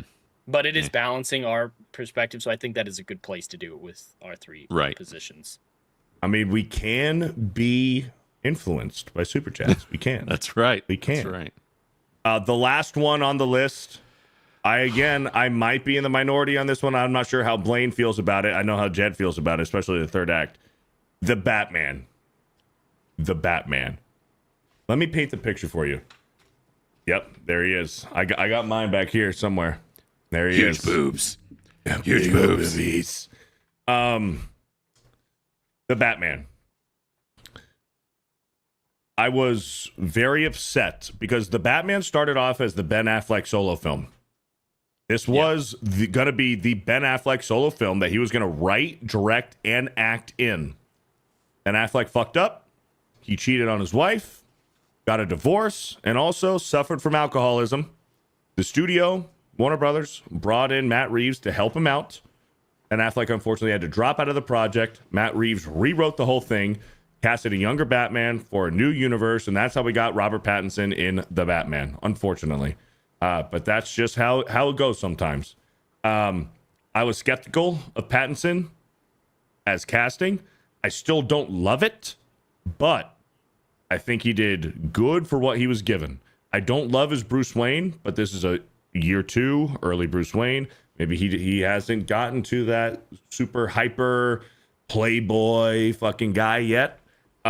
His Batman's good. I love what they did with the detective stuff. The recording lenses that he wears, brilliant. Why didn't we think of this before? Of course Batman would have contact lenses that records the fucking crime scenes. Like, obviously, that's great. The sound design is so good. And chat always makes fun of me. Beardo likes the Batman because of the footsteps, because of Pattinson's footsteps. But dude, it's so fucking good. Batman would have fucking heavy thumping fucking footsteps. It's like the Jaw. It's like the dun in Jaws. Like that's what him walking. You're like, fuck, somebody's gonna die. Fuck, Batman's coming when you hear those fucking footsteps. The score is great. This is probably my favorite Gotham. Gotham has a lot of personality in this movie as well. It's a mix between Schumacher and Nolan. It's a realistic city, but it's got some zest to it. I love it. Zoe Kravitz, although she has that one line. She has the one line. These privileged white rich assholes. She's got the one line. If you take that out of your brain and forget about it, if that line weren't in the movie, Zoe Kravitz is great casting. She's hot. She's sexy. The way that she moves around in the movie is very feline-like. It's like how like her, she's almost like moves around like a fucking contortionist. Like she's very, very careful with all of her footsteps, like a cat would be. I love it. I don't mind Jeffrey Wright as Commissioner Gordon. It's a race swap, but when I watched the movie, I didn't even think about him being black. I'm like, that's Jim Gordon. Right. I love Jeffrey Wright. Jeffrey Wright's a great actor. He nailed it in as Jim Gordon. Colin Farrell as the Penguin. Perfect. Yeah. Oh my God. Unrecognizable. Yeah. Carmine Falcone was great. The Riddler was good for the first 2 acts. He was good for the first 2 acts. When they turn him into a Twitch streamer with an army of other Riddlers in the third act, a little weird, but whatever. Yeah. But I am such a huge fan of the Batman, the Batmobile. Oh my God, I love the muscle car Batmobile. So fucking good. Badass. So fucking good. Colin Farrell crushed it.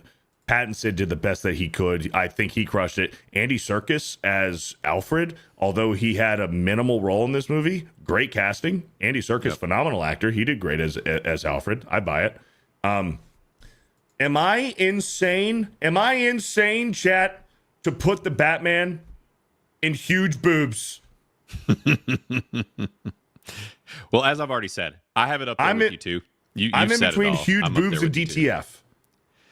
Yeah, I'm definitely going huge boobs with it because I love this movie. It has a few problems. There are a few issues that I have, but overall, I like it a lot. And it was our first detective Batman, our legit detective Batman, which I've been begging for ages. And we got that. I thought it was the perfect balance between what we got from Snyder and what we got from Nolan. It really kind of hits in the middle to where it's a good balance of the type of Batman. We do need to pivot away from emo Bruce I hope that the next movie Yes, is I not agree. emo Bruce anymore. I think it works for a year one Batman. It's fine. It's not great, but it's fine. That's honestly my least favorite stuff. But also, though, you know, with some of the stuff that they did with the soundtrack and really leaning into it, being self-aware about it, I liked it. But this is a huge boost for me. I'm on board with everything Beardo said. I like this movie a lot, and I think that they knocked it out of the park with the vast majority of it. And, you know, yes, the army of, you know, Riddler incels or whatever, that thing was kind of like, I don't know, guys. That was my only big bounce off point, I think, but I still didn't hate it for that. So yeah, huge boost for me. There you go. All right, Jed, go ahead and ruin it. They're begging for them to save them. Yeah, I'm not going to ruin it. At least I don't think I'm going to ruin it. This film was a lot better than I expected it to be. I went into it thinking it was going to be trash. I did not like Robert Pattinson's casting, but there were aspects of it that I thought were decent. I don't like the Riddler. I think there were better characters to turn into a Zodiac serial killer type than Riddler and his whole arc. The detective stuff, they tried to do detective stuff, but it all came down to a cop telling him, hey, this is to lift the carpet. Isn't that kind of weird? Here, and then it solves everything. And the third act with the flooding doesn't make any sense in my opinion, but it got the aura. I really like the aura of this film that I wasn't expecting, which is a combination of the music, the lighting. I don't think people talk enough about the lighting, but the lighting I think is incredible. The script just doesn't do it for me. Robert Pattinson, I feel like year 2 is far enough into the role of being Batman to recognize that there needs to be a dichotomy between Bruce Wayne. If this was an origin story, I could 100% buy that it's just emo, oh, I don't care about being Bruce Wayne or anything, but this is a little too far for my suspension of disbelief. So I consider this an average film. There are good things about it. There are bad things about it. There's potential for it. It is a film that I think deserves a sequel. It absolutely deserves a sequel to see where you can go with it, but there's some major flaws in the plot. There's some major flaws. I don't like Zoe Kravitz at all. I don't find the performance compelling in the slightest. Okay. Jeffrey Wright is fine. I don't really, like you said, I don't really think about him at all. He doesn't do anything for me. Colin as Penguin, though, I think is the best part of this film. I think it is solid. It doesn't seem like Penguin, so I get diehards being like, hey, this isn't fucking Penguin. I 100% understand that opinion and can see it. It's not really a whole lot like Penguin, but for the film, I think he's integrated well. So I'd give this a mid to low. I'd smash. Definitely gonna watch it again, enjoy it, but I think it's okay. It's an okay film. So are we putting it right here in the middle of DTF? Not quite as good as Batman Begins, but better than Batman Returns? Or is this better than any day? Better than Batman Begins? This one's tough for me because I love Batman Begins, but I love the Batman. Because that's 2 huge boobs versus a low wide smash. 2 huge boobs, that's high. 2 huge boobs. Yeah, big old fucking knockers. There's not much better than 2 huge boobs. I mean, really. Seriously. Jen, are you okay? What do you think? It's got to at least be below Batman Begins, in my opinion. If I were to actually slot this, I'd put it between 89 and Forever. That's probably where I ended up on I'd Smash, but it's not better than Batman Begins. No. Hey. Mad Frog with the 50. Damn it. The Batman is awful. Pattinson is a string bean. Incel Riddler is a worse villain than Bane. That's not true. The Penguin is better. Penguin TV show is phenomenal. Only saw it once. Won't watch it again. I saw it 4 times in theaters. So bad the next movie doesn't have a script. It does. It's finished. That's not even once. He's putting it in never. This is a troll. Hey, now we do have one upside. I did see a super chat in here that was putting some towards this movie being huge boobs. And I'm trying to... Okay, it's Irish Whips. His super chat was for huge boobs. So just saying. Here we go. Batman isn't this one? Yes. Yep. Batman isn't about saving the innocent. He's about punishing the guilty. Superman is heroism. Batman is vengeance. +1 vote for Robert Pattinson. Huge boobs. Okay. $5. $5 to a 50. Fuck. Yeah. Yeah. Okay, but here's the thing. I respect the I respect the 50. But it's a troll. It's a troll. He just wants the Batman to go lower. But this is the definitive bro science list, boys. Oh. I see Eric Case 5. It's 10 and over. except for Irish whips and arm drags. We'll count his 5. But Eric That's right. K, No. the Batman is trash, garbage, and almost unwatchable. Batman is not 6 foot, 160-pound pouting baby. Get beat by an angry 12-year-old girl. No, he was at least, when he was in the Batsuit, he was at least 6'2", probably about 200. At least. I do 200. agree. He's not muscular enough to be Batman. He's he not takes muscular a bomb enough. to the He's not. face and he's fine. There are some ridiculous moments in it. The Batman is... Guys, this isn't Cobra Cast. You don't need to please Jeremy around here. Jeremy's not Right, here. for real. Jeremy's not here. Fuck. I don't know what to do. Done. Because The okay, super chats are moving it down to mid, so I'm all for it. Even though they don't agree with 3, they're moving it to where it's going to end up where I thought it should go. But what at the front of I'd smash? It can't go lower than that. Llama Pajama says, read my super chat. The Batman starring the Twinkling Vampire is the worst. Tried watching it twice and couldn't finish. Only reason I've seen Twilight was to get the booty that forced me to go to watch that Figs movie. Thank you, Llama Pajamas. All right, Christian Bale was not skinny. What are you talking? At least in Batman Begins, he was jacked. In Batman Begins, they were calling him Fat Man. Yeah, They that's were true. calling him Fat Man in Batman Yeah, they Begins. Okay, so as far as the super chat goes, the Batman would be in Hagen. As far as super chat goes, fine, take another 5, you big homo. So if we're considering super chats, the Batman would be in Hagen. Fuck. Jeremy the Cyborg with a 10. The Batman is garbage. The Batsuit won't stop any armor and machine guns. I don't know about that. Yeah, I don't But like him decking that much. Like, I can buy taking a few hits like a Kevlar vest, but just going down that hallway is too much. He takes like 50 shots. It's too much. The chat's saying either never, not even once, or Hagen. But realistically, Bro Science says middle of DTF. But super chats are putting it down into Hagen. So is what put it it top sounds of like. booty call or end of I'd smash. Split the diff. But this ain't right. It's not right. 89's This isn't better right. than it. I think 89's better than it. There's no way. I put the Batman over the Snyder Cut. I would too. I've seen it far more times than Snyder Cut. Granted, I Snyder would Cut's put the 4 hours Batman long. better than Snyder Cut. End of booty call. This just don't make sense. This don't make sense. Chat, you guys are just against me. You guys hate me. The Batman's good. It is. Batman's really good. It's some would say great. Some would say it's huge boobs. Some would say that. Some would say that. I don't know who.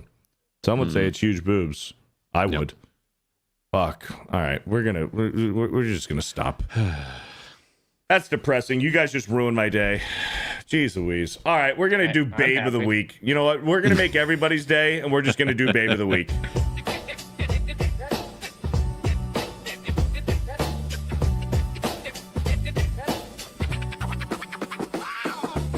It's time again for the babe of the week. Everyone's ready, everybody's on fleek. You could be a celeb, you could be a freak, but you gotta be the best. You better be the best. Who's it gonna be this week? Everybody's screaming out for more. Gonna be the babe of the week. Babe of the week.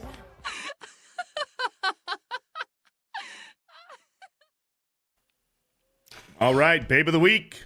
Let's bring on So- the boobs. Blaine got his first dub. Blaine got his first dub last week with AT&T Girl. That's right. AT&T Girl won Babe of the AT. Week last week. Yep. And I'm going to go ahead and apologize for winning the second week in a row after I do mine. You know, 'cause So I brought in a legendary pick this week. you cheated? No. You cheated. No, it's just one we hadn't thought about yet. That's all. Sure, buddy. So let's run it down. Xwing cheated week 1 with Sydney Sweeney. That's He true. cheated. That's blatant cheating. He absolutely cheated. Blatant cheating. He picked Sydney Sweeney. And then he won with Hannah Barron, which was also kind of cheating.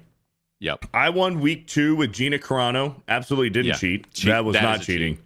No. That is a huge cheat. No, valid. And then I won the 4th week with who did I win with? Oh, Jessica Bartlett. Yes. I won with that's right. Jessica Bartlett. That's not a cheat. That is not a that's cheat. not Jessica, cheat. That was fair. Yeah, that was a fair one.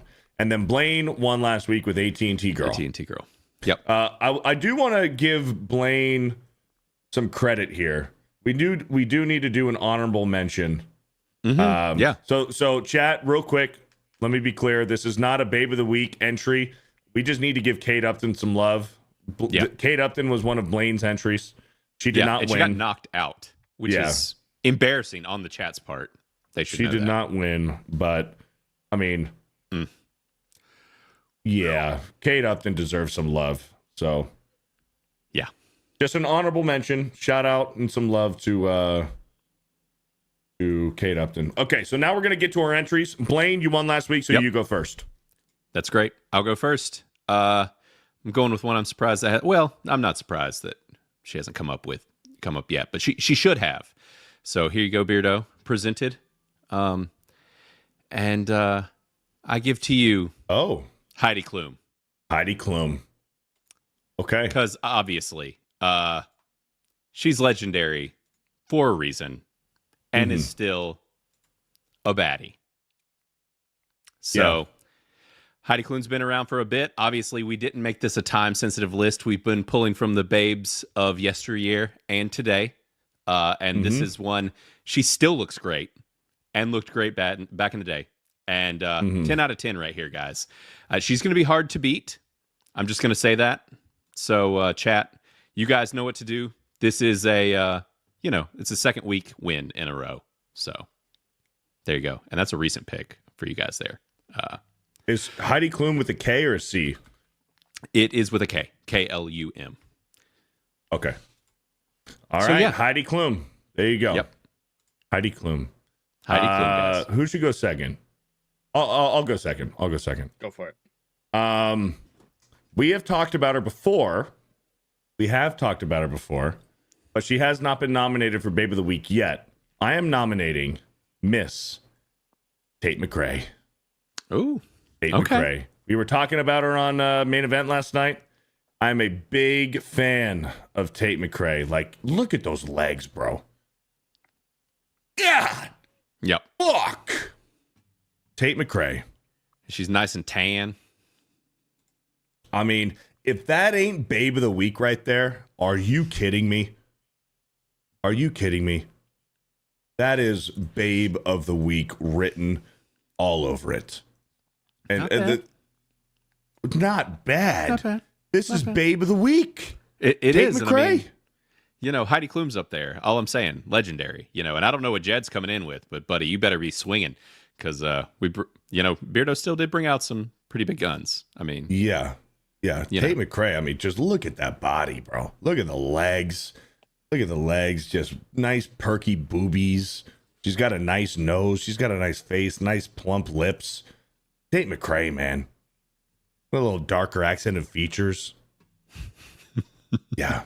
Tate McRae, everybody. Tate McRae. That's your Babe of the Week for this week. All right, Jed, you're up. All right. I think the girls you both mentioned have got the assets. They've all got the bod, but their faces aren't on the level that are worthy of those bodies. So I'm coming in with one that I think balances it out so well and just is a perfect overall person. And I hope you guys haven't picked her before. I don't know everyone who you've done, but I have a backup in case you've already picked her. But how can we go wrong with the woman who made the timeless soldier betray all his principles, everything that he stood for, to go back in time? I'm here with Haley Atwell. We have done Haley Atwell. We have. All right. We have done Haley Atwell. All right. Also, just so you know, they knocked her out. All right, that was then me as well. All right, then I guess I'll have to go to my backup. My backup, I think, has the best face out of them, but you guys might win in the body. My backup is a tan Swede. How many tan Swedes do we get out there? Ooh. I think she's just gorgeous. Her body is slender and just, it's unassuming. It's a very subtle body, but that face is one that men would go to war for. This is Helen of Troy. I've got Alicia Vikander. Oh, okay. Oh, yeah. All right. Tomb Raider. Not bad. Mm-hmm. Tomb Raider. Yeah. Yeah, do you that's have not a bad any? choice. Do you have any other research pictures? Oh, there we go. Okay. Oh, I've there we got go. a few pulled up here, and yeah, she's not as bodacious as your girls, but she has the personality, she has the face. I don't know if you guys have seen any of her interviews. She's famous for a Graham Norton clip where she talks about in Sweden there's a phrase called "Oh, you're coming in here sliding on a shrimp sandwich," and she just seems fun and awkward and someone that you could actually have a conversation with and have a good time with. And I don't think I could have that with any of the other girls. She's got the personality, she's got the face, and if you've seen Ex Machina, she's got the body. And as much as Tomb Raider, the 2018 movie, wasn't phenomenal, she looks the part. Yeah, she does. And listen, Xwing would be proud because she's built for speed. You're making a very good stand-in for Xwing this week. How do you spell her name? Alicia. Alicia, and then Vikander is Vikander. Okay. Vikander. I do want to just remind everybody who this week's Babe of the Week is, and it's Tate McRae. He's Tate just McRae. doing this because he's been watching the chat and he's been seeing how much all of you guys know that it is. It's Heidi Klum. Come on. Hold on. I don't even need to remind him. We don't even need to show her again. Come on. Go ahead, Tate Chad. McRae. Do your thing. Do your thing. Show Beardo. All right. Poll's going to go out. Babe of the Week, Heidi Klum, Tate McRae, or Alicia Vikander. Poll is out. It is up to you guys to decide who wins. I know you guys are going to pick Tate McRae. And Tate McRae has 0% right now. That's great. Oh, the number of Blaine stole this, ran away with it in the chat it's endless, because obviously I've got superior taste. Wow. I was going to do a low blow this week too. I was going to cheat. I was going to cheat a little bit, but I didn't. I'm glad you didn't. I You didn't. can go ahead and say it so the next week, if No. I'm going to save it for next week. I will save it for next week. Let's get some super chats real quick. We got a lot, so we'll get some super chats in while you guys are voting. Wyoming Sasquatch with a 5. We built this one, right? Yep. Built. What did I say?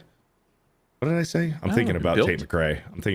Built. She's built. Thank you for the $5, Wyoming Sasquatch. SC with the 5. Wish me luck, boys. Feeling like Billy Madison going back to school at 32. I'll catch the VOD later. Beardo, pink and fat. Blaine has bad shark takes. Thank you for the 5. Show me your O face with $1. Thank you. The 500 Club, Jeremy the Cyborg with a 5. A Ninja Waiter gave nobody a poor review with no additional comments. Fuck that guy. Wasp with a 10. Sean Connery is the only dreamboat James Bond daddy. Oh, hey. Thank you for the 10. Cole Hauser with a 5 months. Hail Beardo, Blaine, and the new Xwing Jed. Praise Ara. Thank you, Cole Hauser. Matt Frog with a 109 says, IRL Among Us. We'll be playing Among Us tonight. All That's three true. of us will be there tonight over on Geesey Gamers Yeah. Place. Samuel Robert Bell with a 199 says, Beardo, when are you finishing RE5, bro? I gotta get with Drew. Hopefully this weekend. Thank you for the 5. Cole Hauser with the 5. Soul Man with James Earl Jones, Leslie Nielsen. When C. Thomas Howell did blackface, best comedy ever. He became black to get into Harvard. There you go. That what's it called? What's that law called? What's the law called? There's a law. Fuck, Jed. You know this. Know any laws? What are you talking about? What's the law to get minorities into college? Oh, that. The specific law? I mean, DEI, but I don't know. No, it has a name. It has a name. Oh, gosh, damn it. Affirmative action? Affirmative action. Thank you. Nah. Yeah. Thank you. Eric K with the 5. Eddie Murphy and Arsenio Hall did whiteface a bunch of times in movies. Yeah. Thank you for the 5. Cole Hauser with a $10. Excuse me, I happen to be passing and I thought you might like some coffee. Oh, that's very nice of you. Thank you. Oh, won't you sit down? Cream? No, thank you. I'll take a black like my men.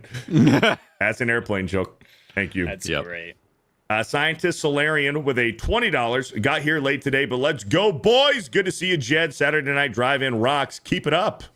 Look at that. Yeah, thank you. Awesome. Look at that. Thank you for the 20. Samuel Robert Bell with a 199 says, don't skip super chats, bro. When are you continuing RE5? I'm not skipping. I don't know. I got to get with Drew. about that. But thank you for the 199. Eric K with the 5 says, Bale's Batman thinks Maggie Gyllenhaal is super gorgeous. Enough said. Always brings me out of the movie. Why are they fighting over her? That's a great question. That's a fair point. That's a great question. It ruined the believability. The official Bro Island Glory Hole with the 2 says, of course it wasn't a woman, Jed. It was a man, baby. Gross. Fake news. Fake. Tommy Halter with the 5. We got this one. Batman is about saving the innocent. It's about punishing the guilty. Superman is heroism. Batman is vengeance. Plus 1 vote for Robert Pattinson. Huge boobs. We tried, man. We tried, Tommy Halter. It wasn't good enough. Most Zamboni with the 2. Maggie is the HS classmate, high school classmate you thought was a teacher. Yeah. For real. For real, Mo. Thundarius with the 2 says, Blaine, you won me back with your Batfleck love. Hell yeah. Batfleck's awesome, man. It's great. It's great. John Kennedy with the 9 months says, Blaine is S tier. Oh, Blade. Blade Oh, I or was Blaine? like, oh, yeah, Blade I'll is take S tier? What are you talking Yeah, about, John Kennedy? they were talking about Blade in the chat. Oh, Yeah. Okay. We're at 141 votes. Let's see if we can get that up to 180. Yeah. And then we'll call the poll. Lean back with a 10 months. Excuse me. Batman 89 and Returns are S tier, but I still dig the discussion. Great to see the Jed, the Hollywood scholar. Blaine, what the hell, man? I'm sorry. Is that about Jaws? Thank you for the 10 months. It's usually John about Jaws. Kennedy with the 5. Why isn't Blade on this list? Needs to be redone with Blade. Null and void without him. What? Talking about Batman. Thank you, John Kennedy with the 5. Llama Pajamas. We got this one. Thank you, Llama Pajamas. JB Spooky Reviews with the 2. The Batman is the worst on the list. Untrue. Mad Frog with the 50. Thank you, Mad Frog. I appreciate you, man, even though you're wrong. Eric K with the 5. Just a Jeremy lover. Mad Frog with the 5. Batman isn't Punisher. Thank you for the 5. JB Spooky Reviews with the 2. The Batman is straight trash. Never, not even once. Thank you for the 2. Eric K with the 5. Fine. Take another $5. We got that one. Thank you for calling me gay. The Batman's garbage. The Batsuit wouldn't stop. Yes, I know, Jeremy the Cyborg. Thank you for the $50. For the, sorry, $10. Margaret Wiggle with the 2. For us beardies, do Man of the Week. What? Oof. I mean, of us three, Right. we can do that, maybe. We've seen that could that yeah. also gets rough. Xwing has not stopped bragging about that shit. X-Wing does not let that one go. No. Wyoming Sasquatch with the 2 says, Trump card broke Burke. I win this week. Trump card broke Burke. Oh, Brooke Burke. Trump card broke Burke. I win this week. Okay. Thank you for the 2. And Craig in the morning with a 10 says, Beardo, brother, Tate is like 8 pounds and has a face that tells me she'd be too stupid to bring me a cup of coffee right side up. Just like I like him. Just like I like him, man. They don't need to talk too much. They don't need to be smart. They just need to look good and give me back tickles. Thank you for the $10, Craig in the morning. All right, we're at 151 votes. I guess we'll call it because it's not close. We'll call it. 151 votes. We'll call it. Heidi Klum wins. Heidi Klum with the 52. Tate McRae with a 24. And Alicia Vikander with a 22 on 151 votes. So Blaine, I would have won with Haley. There we go. You might have. Yeah, you might have. I lost with Haley, man. I lost with her. Yeah. Ugh, it was Was rough. that the week I did Jessica Bartlett, though? It might have been. Or Gina. I did Gina. You might have lost against Gina. It was the week with. It probably was the week with Gina. Yeah. Cheaters. We're all tied up. Yeah, we are. We're all at 2. Fuck. That's right. Next week is the rubber match. Damn. Yep. Jake Stanley with the 5. The Batman is the only Batman film I've never felt the need to watch a second time. I've seen it like 10 times, and it's great every single time. Yeah. Thank you, Jake Stanley, for the $5. All right, boys. I mean, we went a lot longer than I thought we were going to today. Right. But I appreciate you guys for being here. Shout out to the mods, the members, the lurkers. Shout out to the chat. Thank you guys for being here. Everybody who donated, gifted super chats, and members and member messages as well. Thank you guys for being here. Jed, the Hollywood Scholar. Huge shout out to Jed for being here and filling in for Xwing. I appreciate you, brother. Tell them what you're all about. Tell them about your Sunday stream with Adam. Tell them about drive-ins. Tell them everything, brother. Perfect. Well, you can all find me on YouTube at Hollywood Scholar. Just do occasional live streams there on Saturdays, mainly with Saturday Night Drive-In, where my co-host Adam the Renaissance Nerd and I talk about a movie for the week and just try to break it down, go into the writing, go into a good detail, just straight do it for an hour. And this week we're going to be doing the Jules Verne adapted story, when Disney was good, when Disney could make live action films. We're going to be doing the 1970s version of 20,000 Leagues Under the Sea from Disney. But yeah, we're going to have a great time on that Saturday at 6 p.m. Eastern, and then 2 p.m. on Sundays Eastern on the Renaissance Nerds channel. We do our talk show over there. It's the panel show, talk about the news of the week, the things coming up, and we always try to end with a good discussion topic. I don't know what we're talking about this week, but we always try to provide something scintillating to the chat. So I hope you all check it out there on Adam the Renaissance Nerd, and thank you for having me. Bro Science is always great. Happy to be here. Oh yeah. Nice. Yeah, please go check out Adam the Renaissance Nerd on Sundays for the roundtable. Check out Hollywood Scholar on YouTube as well. So shout out to Jed for being here. And Criticless Blaine, real quick, chat. If you guys haven't already, go over to Criticless, make a fucking account. Okay? Do it. Start reviewing your favorite movies, your most hated movies, TV shows. Go over there, make an account. It's free, but you also can support Blaine by joining the... It won't show up on yours anymore, but you can join Crit Club. Join the Crit Club. Yeah, you're a content creator now, so you won't see it on there. But yeah, join Crit Club. That does help us a lot, all the support. And hey, if you like the tier lists, you can make lists in Criticless, and you can add those lists in there. You can make a Batman films ranked. You can make a superhero movies ranked. Done all that stuff on there. It's a great resource, great tool in your toolbox arsenal, at the very least, for stuff you've been watching and keeping up with what all these guys in the community think and stuff, because all these guys are in there rating movies when they see them. So definitely go do that. For sure. Get on Criticless. Join the Crit Club if you want to support us. That does help us a whole bunch. So, and check out our merch and stuff too. We got awesome merch. Beardo's wearing one of our shirts right now. We've got some really cool stuff. So yeah, and that's an awesome shirt. So yeah, check those out. We've got comfy, cool shirts and cool designs. So do all that. And I'm not doing any shows this week outside of the game stream after this. So it's going to be a quiet week for me, but sub to Criticless Cast as well. If you have not subbed over there, we're trying to grow that channel slowly but surely. And it's been just kind of a fun little experience we've been doing. So, and doing the live streams together, which kind of mixes it up. It's a different vibe when you got everybody in the same room. We had Mo Zamboni on last week. So, and reviewed the room, which was fun. So. Oh yeah. Yeah. Check out Criticless. And I got to acknowledge something real quick. I got a super chat here from John McKinley. But Max Relax gifted $50 on my birthday and said I didn't get so much as a thank you. Bro, I apologize. I sincerely apologize, Max Relax. I still hope you're here in the chat. It was a crazy day. So I'm sorry if I missed your $50, your $50 super chat. I really appreciate it. Thank you, brother. I appreciate you being here. I'm so sorry I didn't acknowledge it last week or 2 weeks ago for my birthday. I apologize, man. Thank you so much for the generosity. I hope you're not upset. Just things happen, man. I'm human. So I apologize for missing it, but I greatly appreciate it. And I thank you for having you here. And thank you, brother. Thank you. And there's John McKinley with the 5 Beardo. Apparently you missed 50 gifted from Max Relax on your birthday. I apologize for missing that. I try to get every single one, but sometimes they just slip through. But thank you. Totally forgiven. Thank you, Max Relax. Thank you for understanding. Cool. And Blaine, thank you, Max Relax. Thank you again. Blaine, we hit that goal on Twitter. Yes, we did. Yes. So I'm going to be doing a raffle probably tomorrow or the following day and let everybody know who won. You could still technically share it and I'll add you to it, but we did a post. It's on Beardo's X account, but basically that if you guys share it, we enter you in for a raffle to get Criticless merch. And if you passed a certain marker, we were going to include a hat for the winners, or no, add a third winner. I think was that what it was?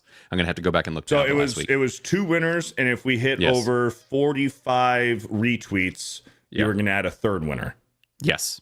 Right. Yeah. Yes. So that's it. So it'll be a third winner getting shirts and hats. I'll be announcing those winners and then hitting you guys up directly on X and letting you know and getting all the details I need for shirt sizes and so on and so forth and where to send it. So yeah, you guys did great. Thank you for sharing that. And we really do appreciate the love and the follows and all that stuff, helping to kind of grow our presence on other social media platforms, because it's kind of weird being a social media platform with an account on other social media platforms. It's just a weird thing. So yeah. Hell yeah. A shout out to the Bearded Society, the Criticless crew, and the Hanger Gang for retweeting that. And you never know. You might win. You might get some cool merch. Right. Yeah. Eric K with the 5. I refuse to tip for Beardo's birthday. Thank you. Thank you for the 5, Eric Gay. And I see Cody Gray's in here. Shout out to Cody Gray. How you doing, brother? Hail. All right, guys. Again, thank you guys so much for making today a lot of fun, for hanging out with us. Thank you guys for the super chats. Everybody who donated, gifted memberships, recommitments, the mods, the members, the lurkers, everybody. Bro Science episode 70. It was a good time, except for that Batman tier list. I thought that was going to go a lot better, but it is what it is. All right, guys, check out Hollywood Scholar, Adam the Renaissance Nerd, Criticless. Go make an account. Crit Crew podcast tomorrow night. No, not this week, but not this normally week. On Thursday nights. Yeah. Okay. Not this week. Cool. Go check them out, and we'll catch you guys next week for Bro Science episode 71. But let me leave you with this. The man who says he can and the man who says he can't are both usually right. Don't be fat. Don't be gay. Train hard, and we'll see you next week for Bro Science. But until then, Bro Science. Yeah! Yeah!